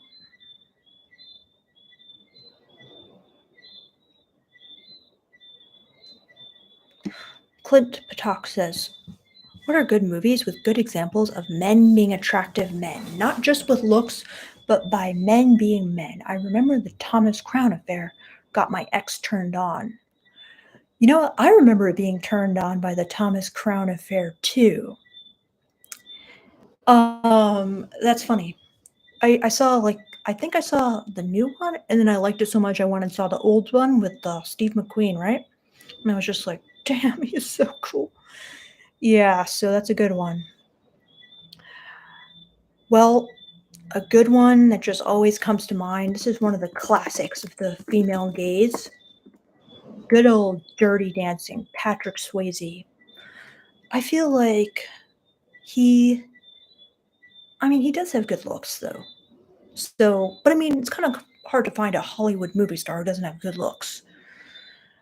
But I feel like he is just a really great example of like what makes a guy attractive to women in that movie. Um Another guy I find really attractive, but obviously this is like total fantasy, so maybe I should like find some more realistic examples for sure. Wesley in The Princess Bride. If you've read my if you've seen that video I made on kind of like the elements of sexual fantasy, this dude is like designed to have them all. The way he acts. I know it was written by a man, but I guess William Goldman really understood the female gaze. Ghost also. Yeah, I feel like I've never seen Ghost all the way through, but I could see that for sure. 9.5 Weeks. Yes, I have seen that. I remember being really turned on by that movie when I first saw it. That's a good example of a dom for sure. Um, I think I got too scared and I like never saw the end. But yeah, that was good. Another guy, this is kind of extreme, guys, but this is another guy I find attractive. Another not very realistic one. Russell Crowe in Gladiator, the ultimate man. Um, do you ladies like Matthew McConaughey? If so, why? To be honest, I've never been a huge fan of him. He just seems a little too like hippy dippy, kind of like he's high or something. Um, let's see. Val Kilmer in Tombstone. I've never seen that, but I used to love Val Kilmer. If you've ever seen Willow, I really liked him in that. I used to fantasize about that. Now you guys know all my secrets. Maybe about 1%, but um have Sam Walsar says, have you seen Accidental Husband Guy? And that is very aggressive, pushy type of masculine. My sister thought he was hot. And I'm like, this man is an actual predator. Call the cops. I haven't seen it, but I can understand why your sister thought he was attractive if he's very aggressive, pushy type of masculine. Never seen it, but yeah. I think a lot of guys have that reaction when they really understand like just how dommy girls want it. They're just like, no man would ever act like that. And I'm like, well, they should. But they're just like, I would never do that. And no guy would ever do that. So yeah, that's kind of a typical response. Um, let's see.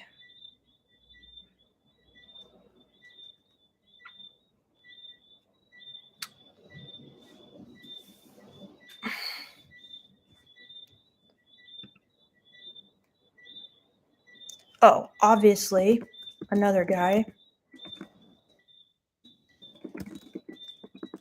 in a movie. Channing Tatum in Magic Mike. Indeed. Okay, so Lil Me says, Victoria, I just finished basically Channing Tatum in everything he does. He just like exudes masculinity. It's so good. Um, another one. Well, these are two like obvious. Like everybody likes this guy. Everybody likes all these people that I said, but I guess that's the point. Um, anyway, Lil Me says, Victoria, I just finished 365 days and I have a question. Why did the girl intentionally keep making the guy pissed off, even though she knew he had zero power and knew how scary he was when he got mad? Great question, Lil Me. Great question.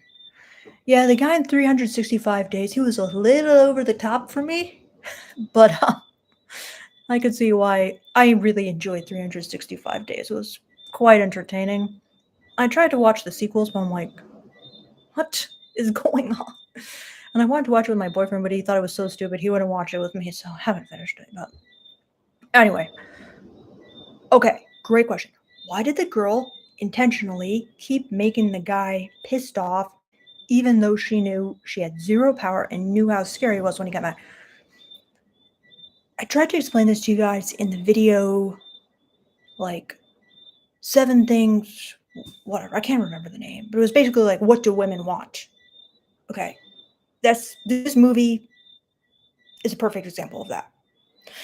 All right, so women, I said in that video, women want to be that stallion who can't be tamed. They want to be as powerful and kind of like feisty and sassy and challenging as possible. And they want to kind of like provoke the guy so that they can kind of like feel his power. They want to see that he can handle them. He's not really threatened by them. And he's more powerful than them. They don't want some weak guy where when she pisses him off, he just says, well, men are the prize and I'm out. No, they want like an alpha guy who might get a little irritated but isn't going anywhere and isn't threatened by a little kitty cat to his tiger, if you will. So this is basically in every single romance novel. I mean, it's part of like a little bit of like the brat kink in a way. It's kind of similar but it's basically like girls want to feel as strong and powerful as they can, and they still want to feel weak in comparison to the guy, and they still want that guy to be not intimidated, not challenged really in the least, just a little bit. And then the second part, like I said, is sometimes that's really fun for the girl too because they want to provoke him because they want to see him roar. They want to see his masculine power like come out. They want to see him get like riled up and angry. It's kind of like imagine if you saw like a male lion at a zoo and people are like throwing rocks at the glass, aren't they? I'm not saying this is good. I absolutely hate it. But they just want to see that lion get mad. They want to see him rear up and roar because it's just a stunning display of male power. And that's fucking attractive to women. They want to see that, like, I am man, hear me roar.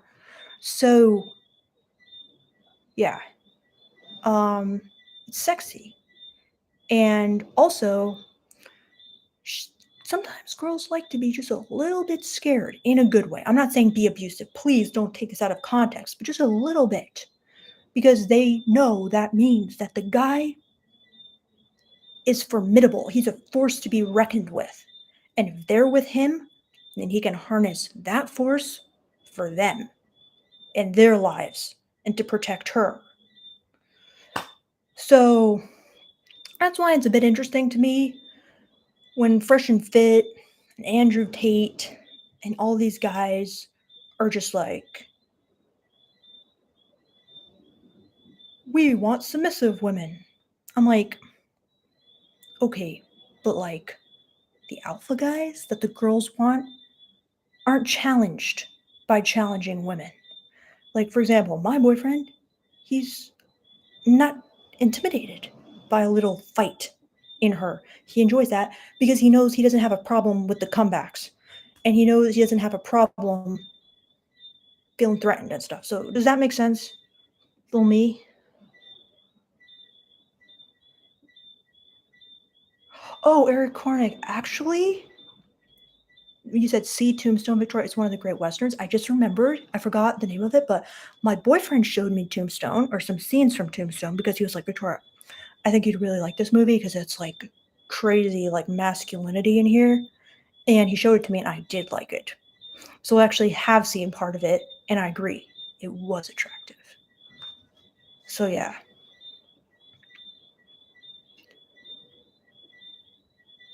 But yeah, he told me like, oh, we should watch this full movie together because like I think you'll really like it.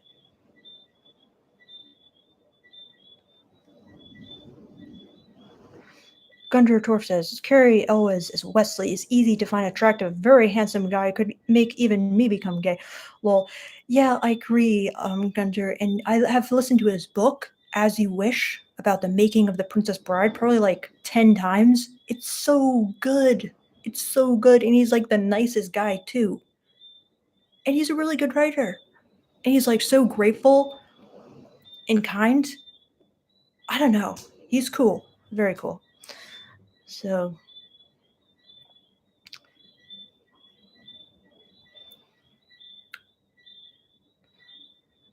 So Ripped Up says, doesn't it take a grounded man to be able to handle a challenging woman? Well, it depends what your definition of grounded is. Because if you've seen 365 days, I'm not sure I would call this Massimo guy grounded. He kind of is like a loose cannon, isn't he? But in another sense, he's kind of grounded, so I don't know. So then Marvin says, I noticed that with the girl I'm writing a letter to, she likes when I'm mad, but I have pretty good self control. I'm a boxer, so I practice keeping emotions under control. Indeed, Marvin. Anger can be a turn on. I like when my boyfriend, well, I hate when he gets mad at me, but if it's kind of like I provoke him just a little in like a sexual way, it's really attractive. I like when he gets mad in a sexual way, but not like in our relationship. I hate that. So it's weird. But yeah, anger is a turn on. because that's when you see the full power of a man. That's when he kind of like loses his inhibitions and it's just like full on fight. So, yeah, it's attractive. It shows the true colors.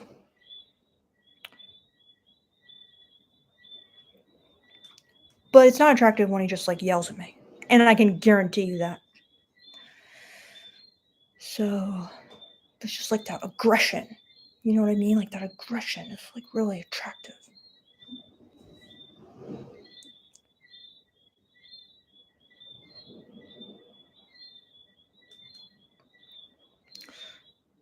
Um,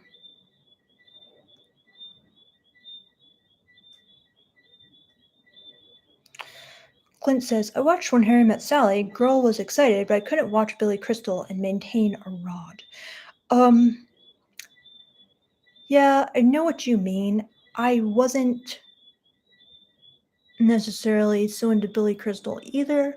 However, I think that's kind of what When Harry Met Sally is about, because it's kind of like at first she doesn't really see him as attractive, but then it's like she really gets to know him, and she just, after like many, many years, realizes I really respect this guy. So,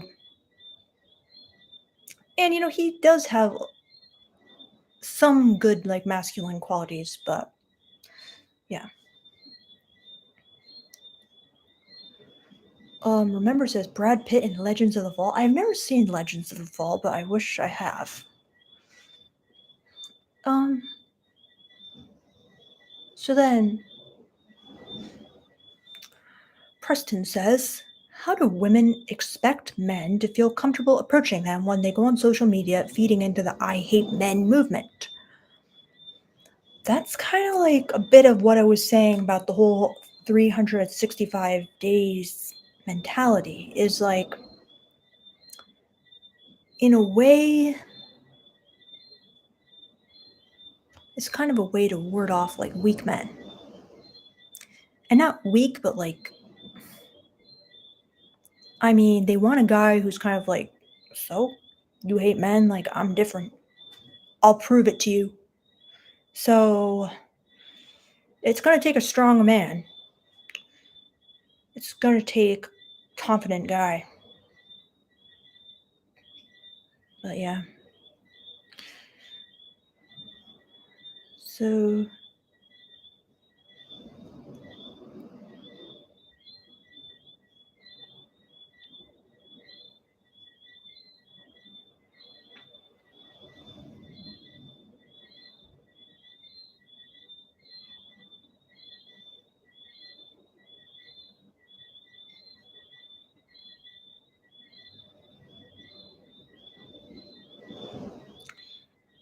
Hugh Holjaw says, not a dating romance question, but I have a female acquaintance that will not stop asking me if I missed her every time I run into her. Any theories on why? Really sick of it, to be honest. Um, that is pretty annoying. Um, every single time? Did you miss me? Um, I don't know. I mean, she could be like really insecure. She could be trying to see if you like her, or she could just be kind of socially inept and annoying. So I don't really know. Which any thoughts or any other ideas?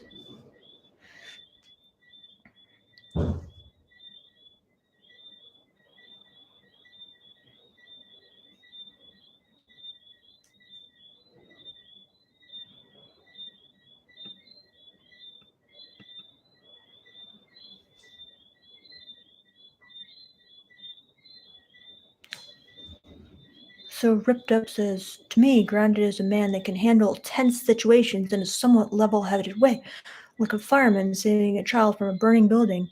Another grounded trait is also when a woman pokes at him emotionally and stays calm but banters with her. That's very good. That's very good, but I feel like, Massimo in that movie, he doesn't really stay too grounded. What do you guys think? Like, he really lets loose a bit of, like, fire. So I feel like that can be okay, too. But in general, I agree with you.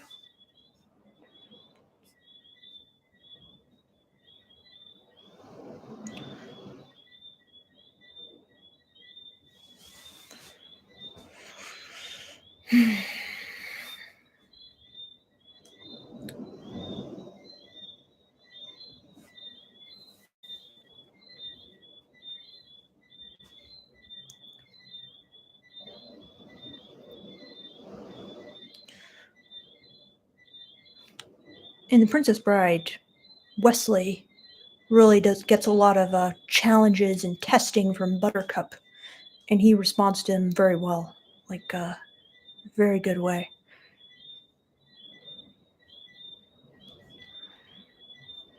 Elk of Death says, even though I can rarely stick around for streams, I respect what you do. Thank you, Elk of Death. That is nice of you to say. And yeah.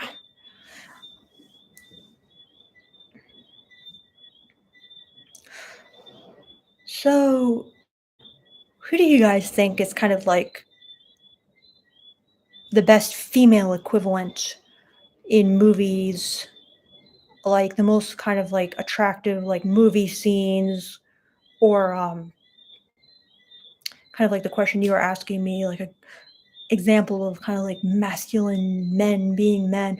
Like, who do you kind of, what are your all-time favorite movie scenes with like women? I'm curious.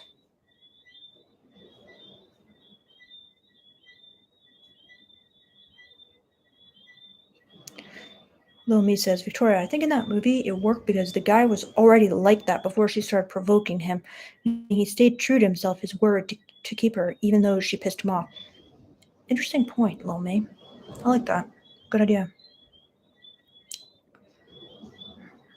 So ripped up Marilyn Monroe movies and Audrey Hepburn. Interesting. Yeah. They're both great. JJ says, Alice Eve, she is out of my league. I don't think I ever saw that. I'll have to look that up later. Hello, Beardo. Hey, you on live? Yeah, do you want to join? Kind of exhausted. Okay. I'll join. Okay. You put on a shirt. Okay. He's joining. All right, guys, we got a special guest. There was a farmer had a dog, and Beardo was his name. Oh, I just came up with that. You know, do you guys know that song? Bingo.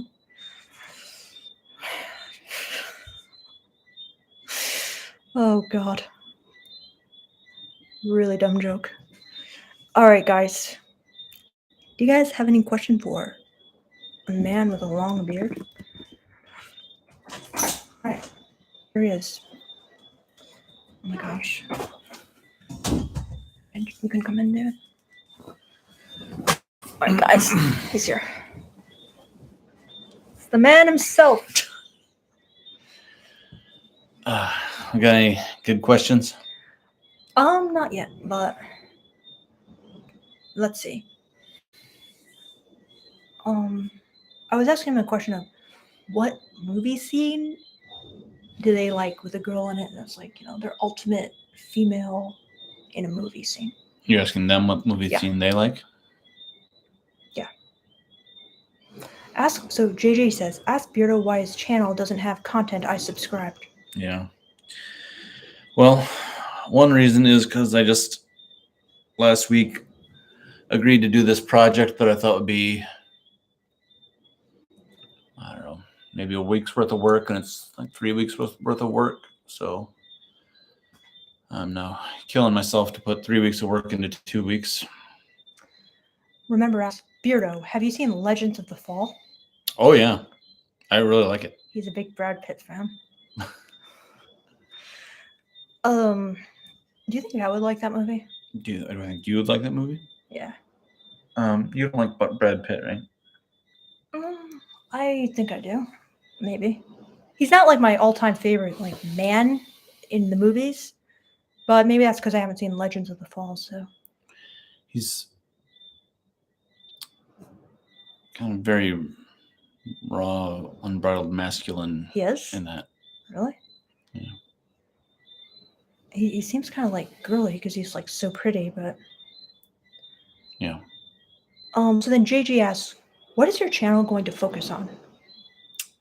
I'm going to make it a companion channel to Victoria's channel and talk about a lot of things that she talks about from the male point of view. I really appreciate everybody who's subscribed. It's, what is it, like 250 subscribers or something? It's ridiculous. Like, I'll definitely make some videos and give it a try. Like, I can't. When you're given a head start of like 250 subscribers on a YouTube channel, you really need to take advantage of that opportunity. So I'll make some videos. For a while, I was a bit reluctant because I don't want to be known as like the dating advice guy, but whatever, man, we'll see where the chips fall, fall where they may. I'll definitely make some content, and I'm sorry that I haven't gotten to it sooner. Actually, this project that I'm working on right now is a video editing project, and so I'm learning a lot that I think I'll be able to apply to the Beardo Speaks channel. So, JG says, if you need help, I'm available, Bureau, for any creative blocks. He's really good. What's his expertise? He's just really smart guy. We're friends. Mm. I would say, JG. So anyway, let's see. Now, Gian Piero asks, hey Victoria and Beardo, how important is it for a man to be enjoying his life? I'm at a job I don't like that doesn't pay a lot. I force myself to go every day. I feel like a girl will think that I'm a Grinch. Do girls care if you don't like your job? Wow. Well, you're in I'm sorry. You're in a job that you don't like that doesn't pay a lot. What's the benefit of this job? And as far as will girls care, for like casual relationships, I don't think they care especially a lot. But if they're going to be like a life partner, they want you to be happy and fulfilled and make decent money.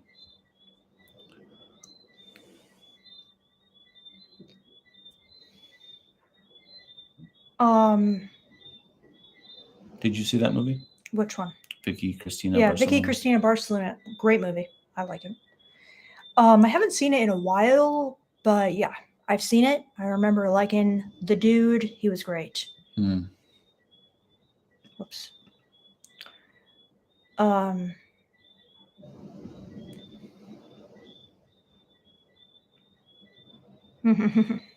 So, Beardo, can you explain to the guys how you get like kind of like really aggressive sometimes, and I like it? Because I feel like, do you think that more guys could like incorporate this?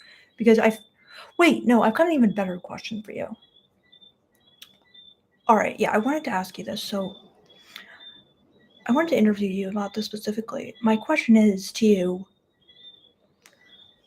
You said when you were younger, you weren't that great with women, right? I was not good at all. Not good at all. You've learned a lot about women throughout your life.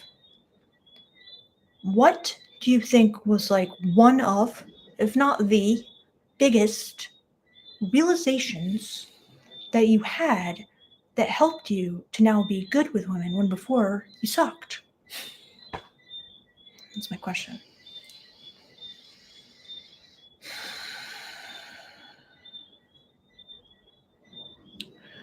I think one of the biggest things, and I think a lot of the guys on the channel will relate to this, is we're given a lot of mixed messages. And this is something you and I have talked about, Victoria. It's like, we're told, men and women are equal, they're the same, and all that kind of stuff. And in some ways, it's totally true. But in like dating and relationships, a lot of times it's not true. And women still want the guy to fulfill the traditional gender roles, you know? So I think that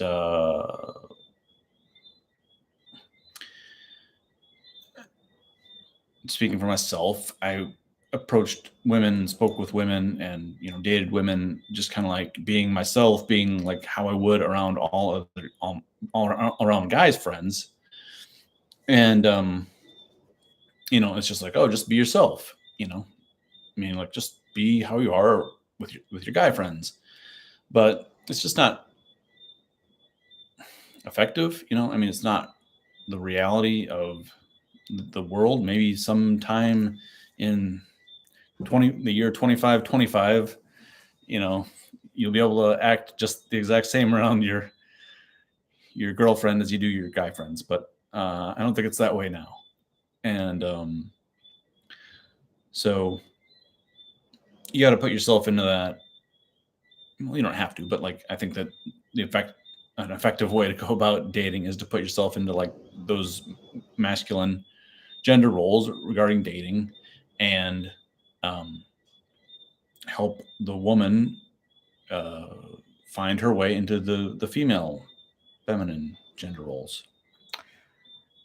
I see. So you just acted like yourself and like you'd act with your guy friends. But then you kind of realized, wait, I have to really play into this traditional gender role. And that will help the woman be kind of how I hoped she would be, How she hopes she'd be. or how she hoped she would be. But did you care if the woman was like in the feminine gender role, or did that not even was that not even important to you? I was just curious. Mm. I mean,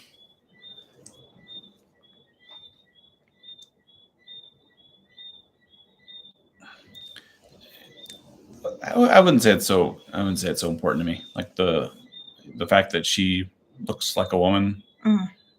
Uh, I didn't necessarily need her to act, particularly effeminate. Yeah.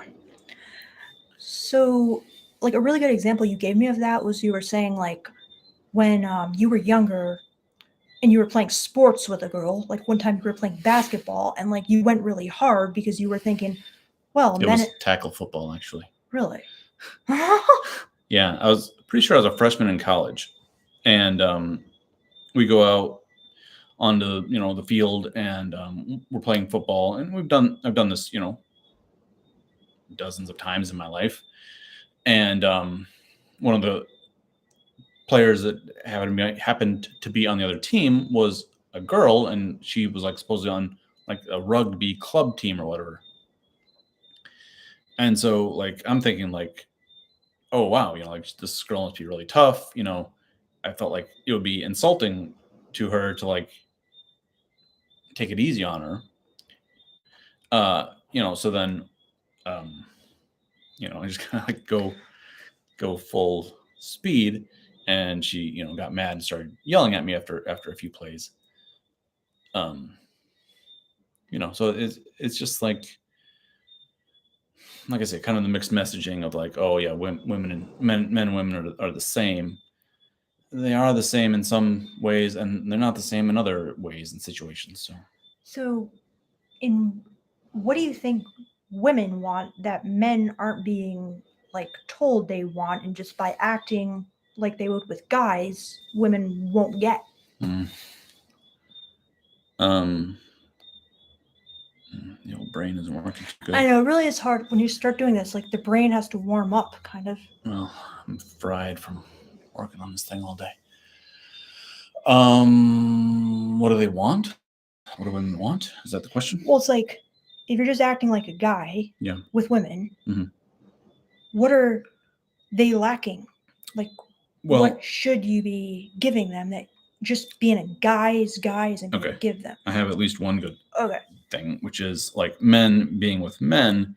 It's kind of like this fraternal order. It's it's kind of like a round table, but often there's like, one guy who's kind of in charge. He's the Arthur, even though it's a round table, and maybe there's one guy who's kind of like the butt of all the jokes. Hmm. Even though it's a round table, right? So all the guys are just kind of like equal, and they're kind of like jostling, busting balls and whatever. And when it's a man with a woman in like a dating situation, it's not equal at all. It's not a round table. It's like you are there to make her feel special and, taken care of and looked after and desired. um, and it's not like that with guys. So if you just treated like a woman like at that round table, what would it be like?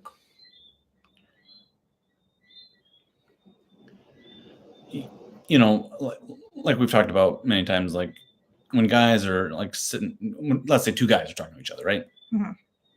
And one guy will tell a story, and the other guy will often say, "Oh, that's nothing. Listen to this," and they kind of like one up each other, and they like compete with their stories and whatever. And so like on a date, a guy a lot of times, and we just saw this recently on Bachelor in Paradise. The guy is just like talking about himself, telling stories about himself, bragging about himself. And this is more like how a guy would be with other guys. Mm-hmm. Obviously, you can overdo it as well with other guys, but you don't pry with other guys, right? You don't like ask a bunch of questions because you assume that if the other guy had something to say, he would say it. Mm-hmm. So with women, more you have to like put the spotlight on them, Mm-hmm. ask them questions about them, act like you're interested, or not act like, but just demonstrate that you're interested in them. Make them the star of the show. Yeah. It's not like two men wrestling to be the center of attention. It's you like look at any like ballroom dance or like pairs skating or anything like that. It's like the guy is like the I'm thinking of words that don't really match. The guy's the pedestal, the guy's the stage, the guy's the frame. Yeah. And then and the girl is in the spotlight. So it's kind of like how a date should be. You as the guy are like the solid rock, stable, masculine presence, and the woman is the piece of art to be marveled at. I love that.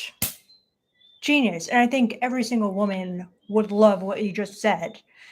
That's what they want deep down, to just be like an artwork that a guy is marveling at. Okay. He's gone. Okay. Yeah, and like earlier, dude. Yeah.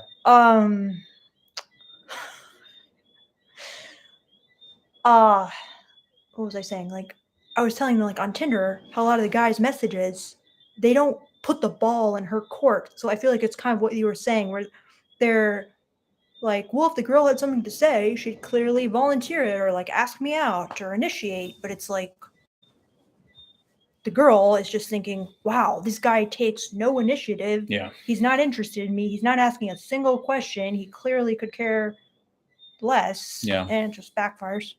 Yeah. Sam Wall's art. The guy's the pole and she's the billowing flag. Now, David, I'm curious. Did you learn anything about like the amount of masculinity some girls are really looking for, and how maybe it's some of these guys need to like ramp it up? I'm not sure about that. I'm pretty lucky in that way. I think my dad beat any non-masculinity out of me at a young age. So I haven't had much trouble seeming masculine to women, and I haven't had any. I've never had any issues like being forward and being direct and being in the driver's seat and being the pursuer and all that kind of stuff. So, what was the question? I mean, like, Yeah, but I feel like since I mean, maybe this is just my specific taste because not every woman likes such extreme stuff as I do, but I feel Sure. like since you got to know me, I feel like you've kind of been surprised, like how much more you had to like turn it up from the baseline, right? Mm, Or not really? yeah, Or is that just me? but keep in mind, like, this is over the course of years, you know. Yeah. I mean, like some of the things that we do that are very like polarizing, if you will, or whatever. You know, we do some kind of crazy things sometimes. We didn't do those at the beginning. And if I'd done some of those things to you on the first night, you would have like Well, freaked out. Maybe we kind of did it on the first night, we did some things. but whatever. All right, so Clint says, light bulb moment. Guys are the solid hard rock, and she's the sculpture sculpted from the rock.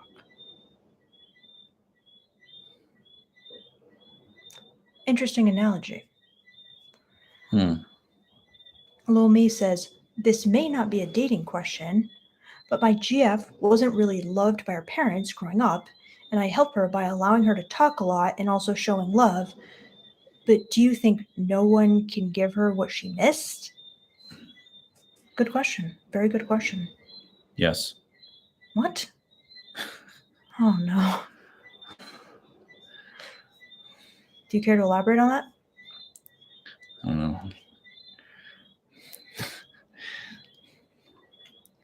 Women, some women at least, maybe just like bottomless pits of need for attention and reassurance and love, compliments.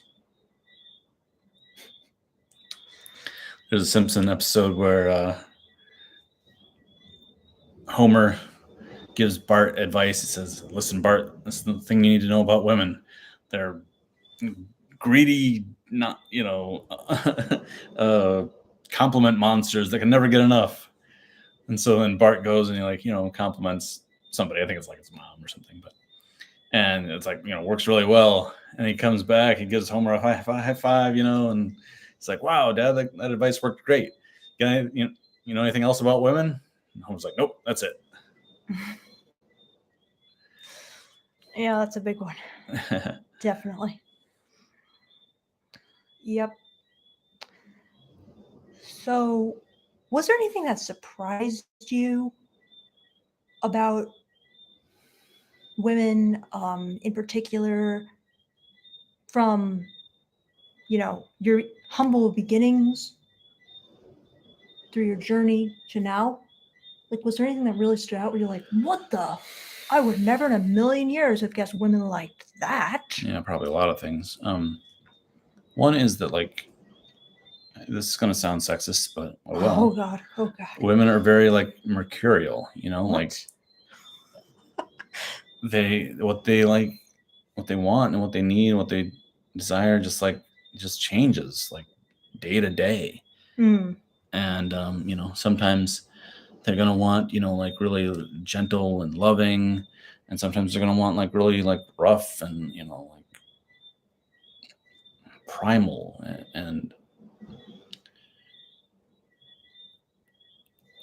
the things that they like in bed change, like just how much pressure to touch them in different places, and how quickly you can move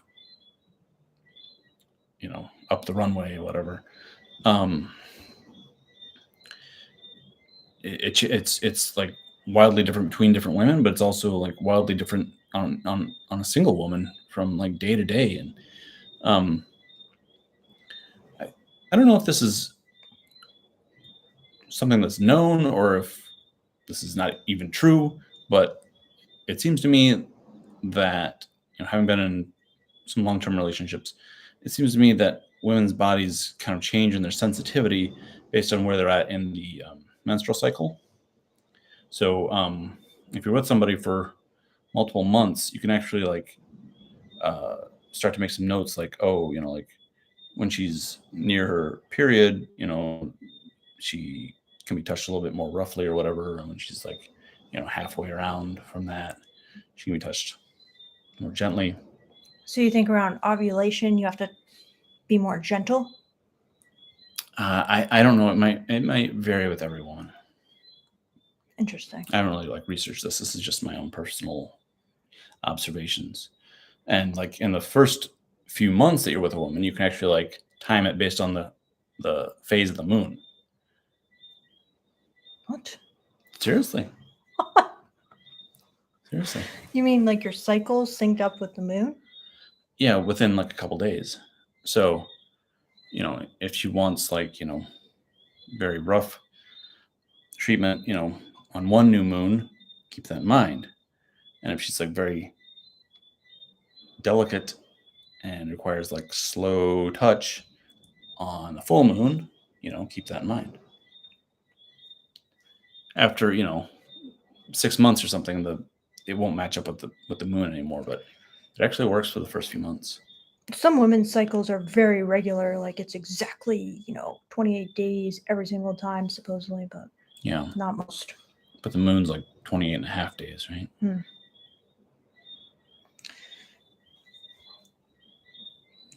So, if you had to give one tip to a man who's just like, I can't get a single woman to like me, what would it be? I think he's right. Oh, Jen Marie, the lone female who is, sorry, Jen Marie, the lone woman so far who has revealed herself. I don't mean to call you female, but that's interesting. You agree with him, Jen Marie. Thanks for sharing. A guy who can't get a single woman. Like, he's going on a date, women are just like, no. All right. Or he can't even get the date. I actually know the one thing to start.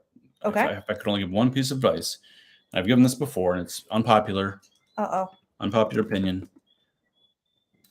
Lower your standards. Boom.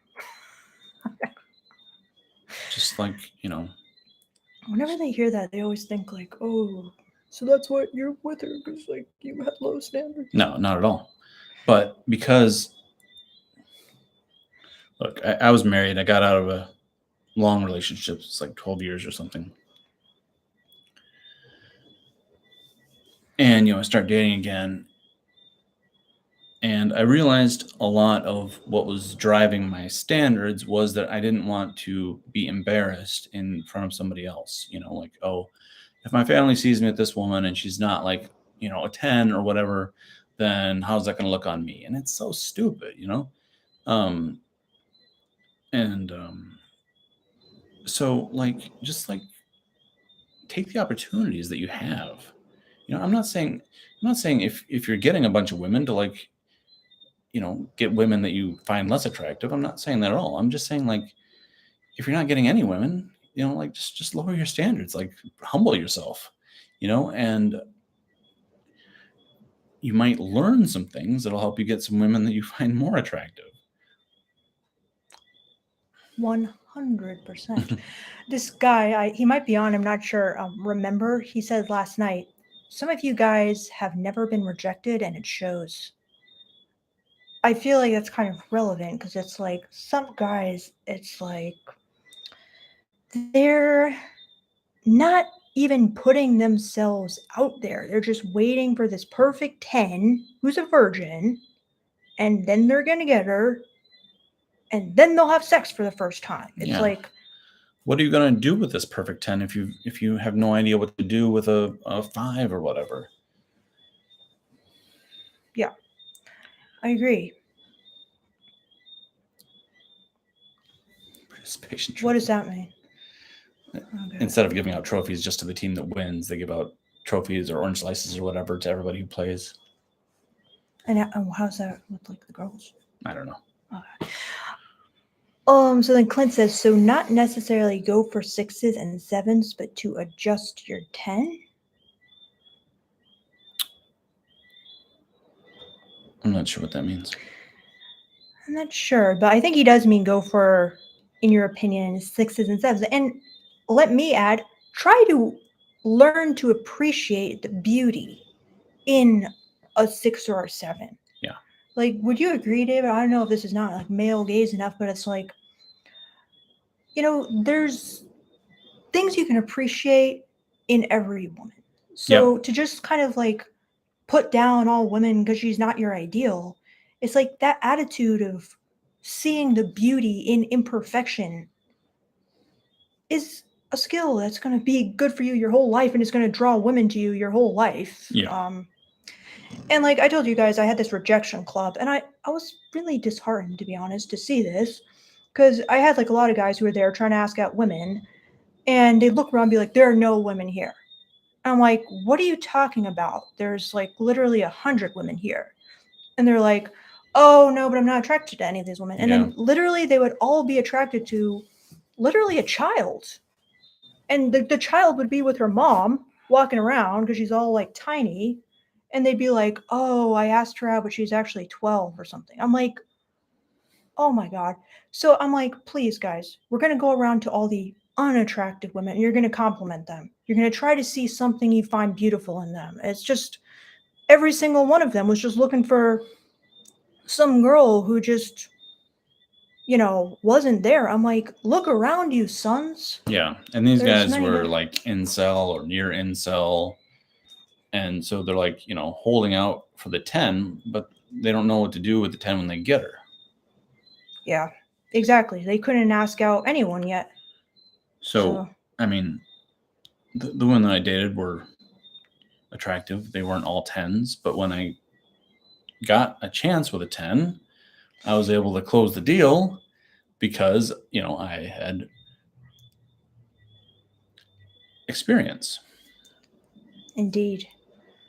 And to be honest, I always found that very attractive about you, the fact that like you kind of lift up women and you don't just like have this really horridly judgmental attitude towards them. So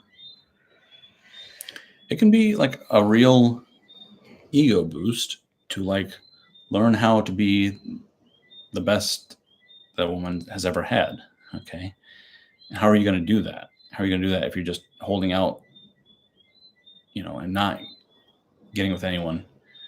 And, then you're with, you somehow finally get a chance with your perfect woman and you don't know what to do. like so if you hadn't had like experience with women, would you just feel totally lost in bed with her? Like, did you learn from your I experiences? wouldn't feel lost, I don't think, but I wouldn't know how to do all the things that I do as well as I do them. So you like practiced with the other girls? Of course, yeah.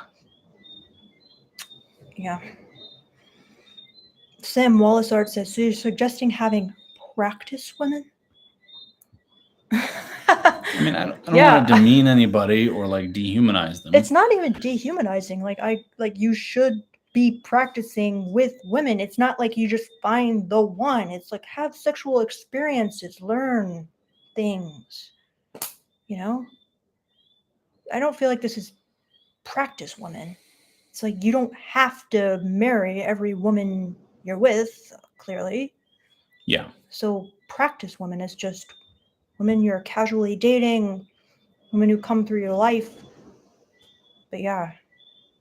But what if a guy says like, "Oh, well, I just cannot get like turned on if I'm not, super attracted to her," or could he?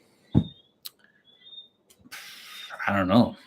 I mean, is the guy like masturbating all the time, or does he really just like, even if he hasn't had sex in months, he still can't be attracted or get it up with somebody who's not that attractive, a 5 or a 6 or something? I don't know. So when I you don't were have a problem like that. when you were with these girls, like you found them attractive, just not your peak ideal. Yeah. But you found them attractive. Yeah. Okay. So then Matasuki says, guys don't want to lose, so they don't play. It's from all the coddling participation trophy generation. No, I agree. I was actually thinking the same thing. Like another reason why like I had like really high standards is because like, well, what if I go for somebody who's not a 10 and she rejects me, then what does that say about me? Oh no, Mhm. so, you gotta just like Right. get that out of your head. That's what somebody said yesterday too. They were just like, "No, I would never want to be rejected by like a 5 who's been blown out. I prefer to like only be rejected by a 10, I guess, Yeah, or something." sure. I mean, like you can protect your ego by only getting rejected by 10s, but at the same time, it's going to be a lonely life. That's so stupid. It's like you're never having sex. Well, it's not stupid exactly. Why not? I mean, it's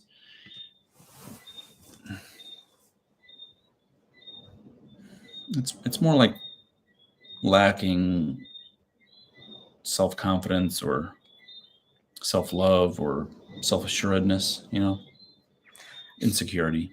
So how did you get over that insecurity and just decide to lower your standards? Well, I mean, I kind of like thought my way through it, and I was like, look, this is stupid for me to like, ignore opportunities that I have just because I'm afraid that, somebody will think that this is the best I could do. Mm-hmm. And do you find, having lived your strategy, that, it was very worthwhile and you enjoyed all those Very, experiences? very worthwhile. Very worthwhile. One of the people that I met, it's like when I met her, she was not like all dolled up or whatever. And then kind of the opposite, And like if I just let that go, because I'm like, oh, this girl's not a 10 or whatever, I would have missed out on a lot. And turns out she was actually a lot more attractive than I thought at first, because she was just kind of like, again, like just not.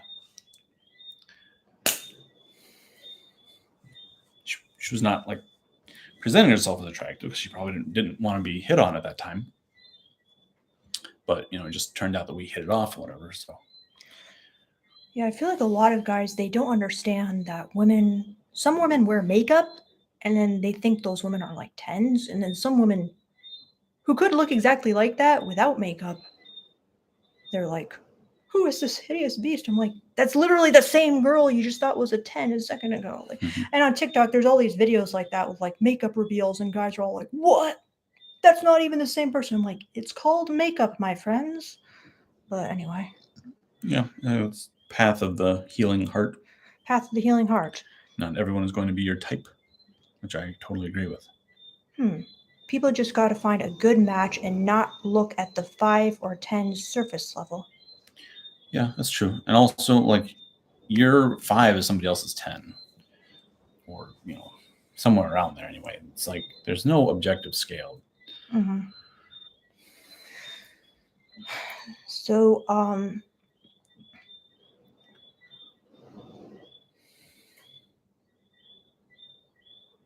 yeah, really good advice, Dad. I like it, and I think a lot of these guys. Do you think that it's similar when guys are just like, "Oh, but she has to be like a virgin"? Like, do you think there's some kind of insecurity or, fear underlying that as well? I guess little me is hearing the frogs in the background. Yeah. What's that? Insecurity? Like with the whole, like, a lot of these men, they're very into the idea of, well, also only have to sleep with women who have like a low body count and who are virgins, and I find it, repulsive if a woman is like willing to have sex with me easy. I don't know. Like, what do you think about that? I don't know. There's a lot of reasons why they might want that, but I think one of the reasons is definitely that, like, they're afraid to be a disappointment. They're afraid to be not the best. They're afraid to compete with those alpha ghosts in her past or whatever. She's an alpha widow. Yeah. Did you ever have that fear? I don't remember ever having that fear. But one thing that like men really underestimate is how much effort and familiarity help you be good in bed with a woman. Effort? Mhm. Effort and familiarity? Yes. I don't really know about what does this mean? Can you elaborate? So effort, like let's say she likes it when you go down on her, or she likes to be talked to for a while first, or she likes to be touched in a touched or whatever. Like you put in that effort, it's going to make a big difference. Instead of just like taking off your pants, putting it in, and getting out. Oh God, it's giving me the shivers just hearing about it. I mean, guys think, oh, like this guy's so attractive, like all women must love him or whatever. Yeah, a lot of times yes, but that doesn't mean that guy's good in bed. No. And then familiarity, like when you learn what a woman wants, because every woman is very different in like what they enjoy and where they like being touched and how they like being touched and stuff like that. Then you can become the best she's ever had. So first you have to put in the effort, and then only when you add getting to know her and what she likes very well, then you will truly be with those two ingredients. You have to put in the effort every time if you want to be good. Yeah, I mean, I'd always try to tell them that, like, that's so true. Like, Maybe not every time. So anyway, how to be the best she's ever had. You have to know what her fantasies are, give them to her. Yeah. That's the way you'll be the best she's ever had. So I definitely agree with the familiarity part. But it's not just like familiarity breeds contempt or whatever. It's like really getting to know her, right? And like what she's into, what she craves, what she fantasizes about. Yep. And then effort. So is that just like making sure to do what she likes? Yeah. Spending the time, foreplay, aftercare. Mm-hmm. Yeah.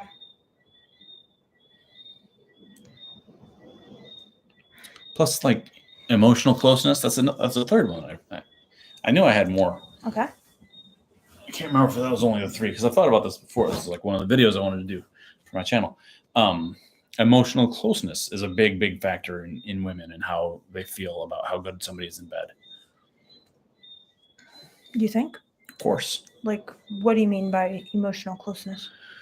Like, if a guy has sex with them and then the guy, is just like, storms out and like, doesn't text them back or whatever, it's very unlikely the girl's going to think that was the best she ever had. Yeah. But instead, like, you build a relationship with somebody and then you have that emotional dimension to the sex as well, and that's going to increase the woman's enjoyment of it a lot. Yeah, I agree. Like, if you add, like, let's say it's just this crazy, passionate, like, amazing sex. This guy is just so like hot, and he's all dommy and good in bed. But then if you have that third dimension of like this kind of mystical, emotional connection, I agree that just brings the sex to the third dimension. Like even in Sex/Life, this movie that was all about like the alpha widow or whatever, you could see the sex, like the best sex of her life that she was having with him was often with that emotional closeness dimension. In other words, it was emotional and raw and primal at the same time. But there was that depth to it. Yeah. Clint, thank you so much. We really appreciate it. And I like your little GIF thing. Is that a person on a toilet? I think it's just a chair. Why would there be two people there? All right, then. The person had to put their baby down on the floor to pop a squat. Ugh, disgusting. Okay, so let's see. Matasugi says, "How to Be the Best She's Ever Had" sounds like a great book title. Well, actually, that is a pretty good book.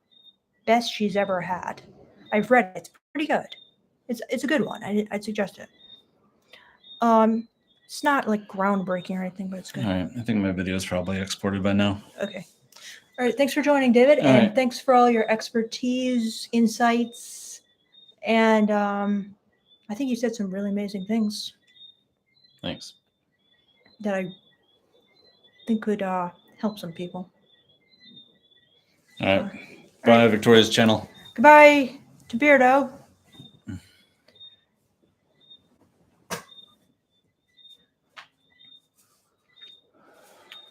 Well, I should probably go myself. I'll just quickly look to see if there's anything I missed, but all right.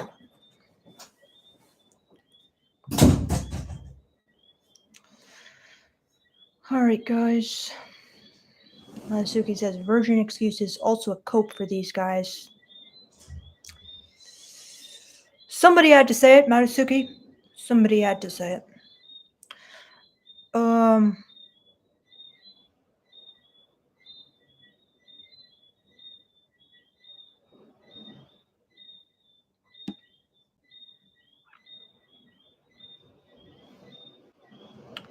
Good night, Clint.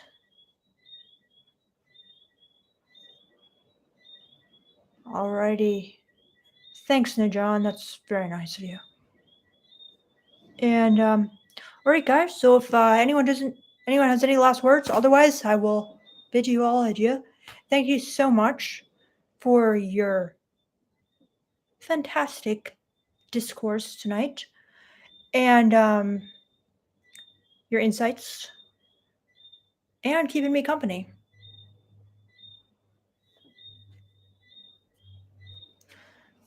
And thank you to everybody who tipped me as well. Generous people, I thank you. And some of my familiar names, thanks for rejoining.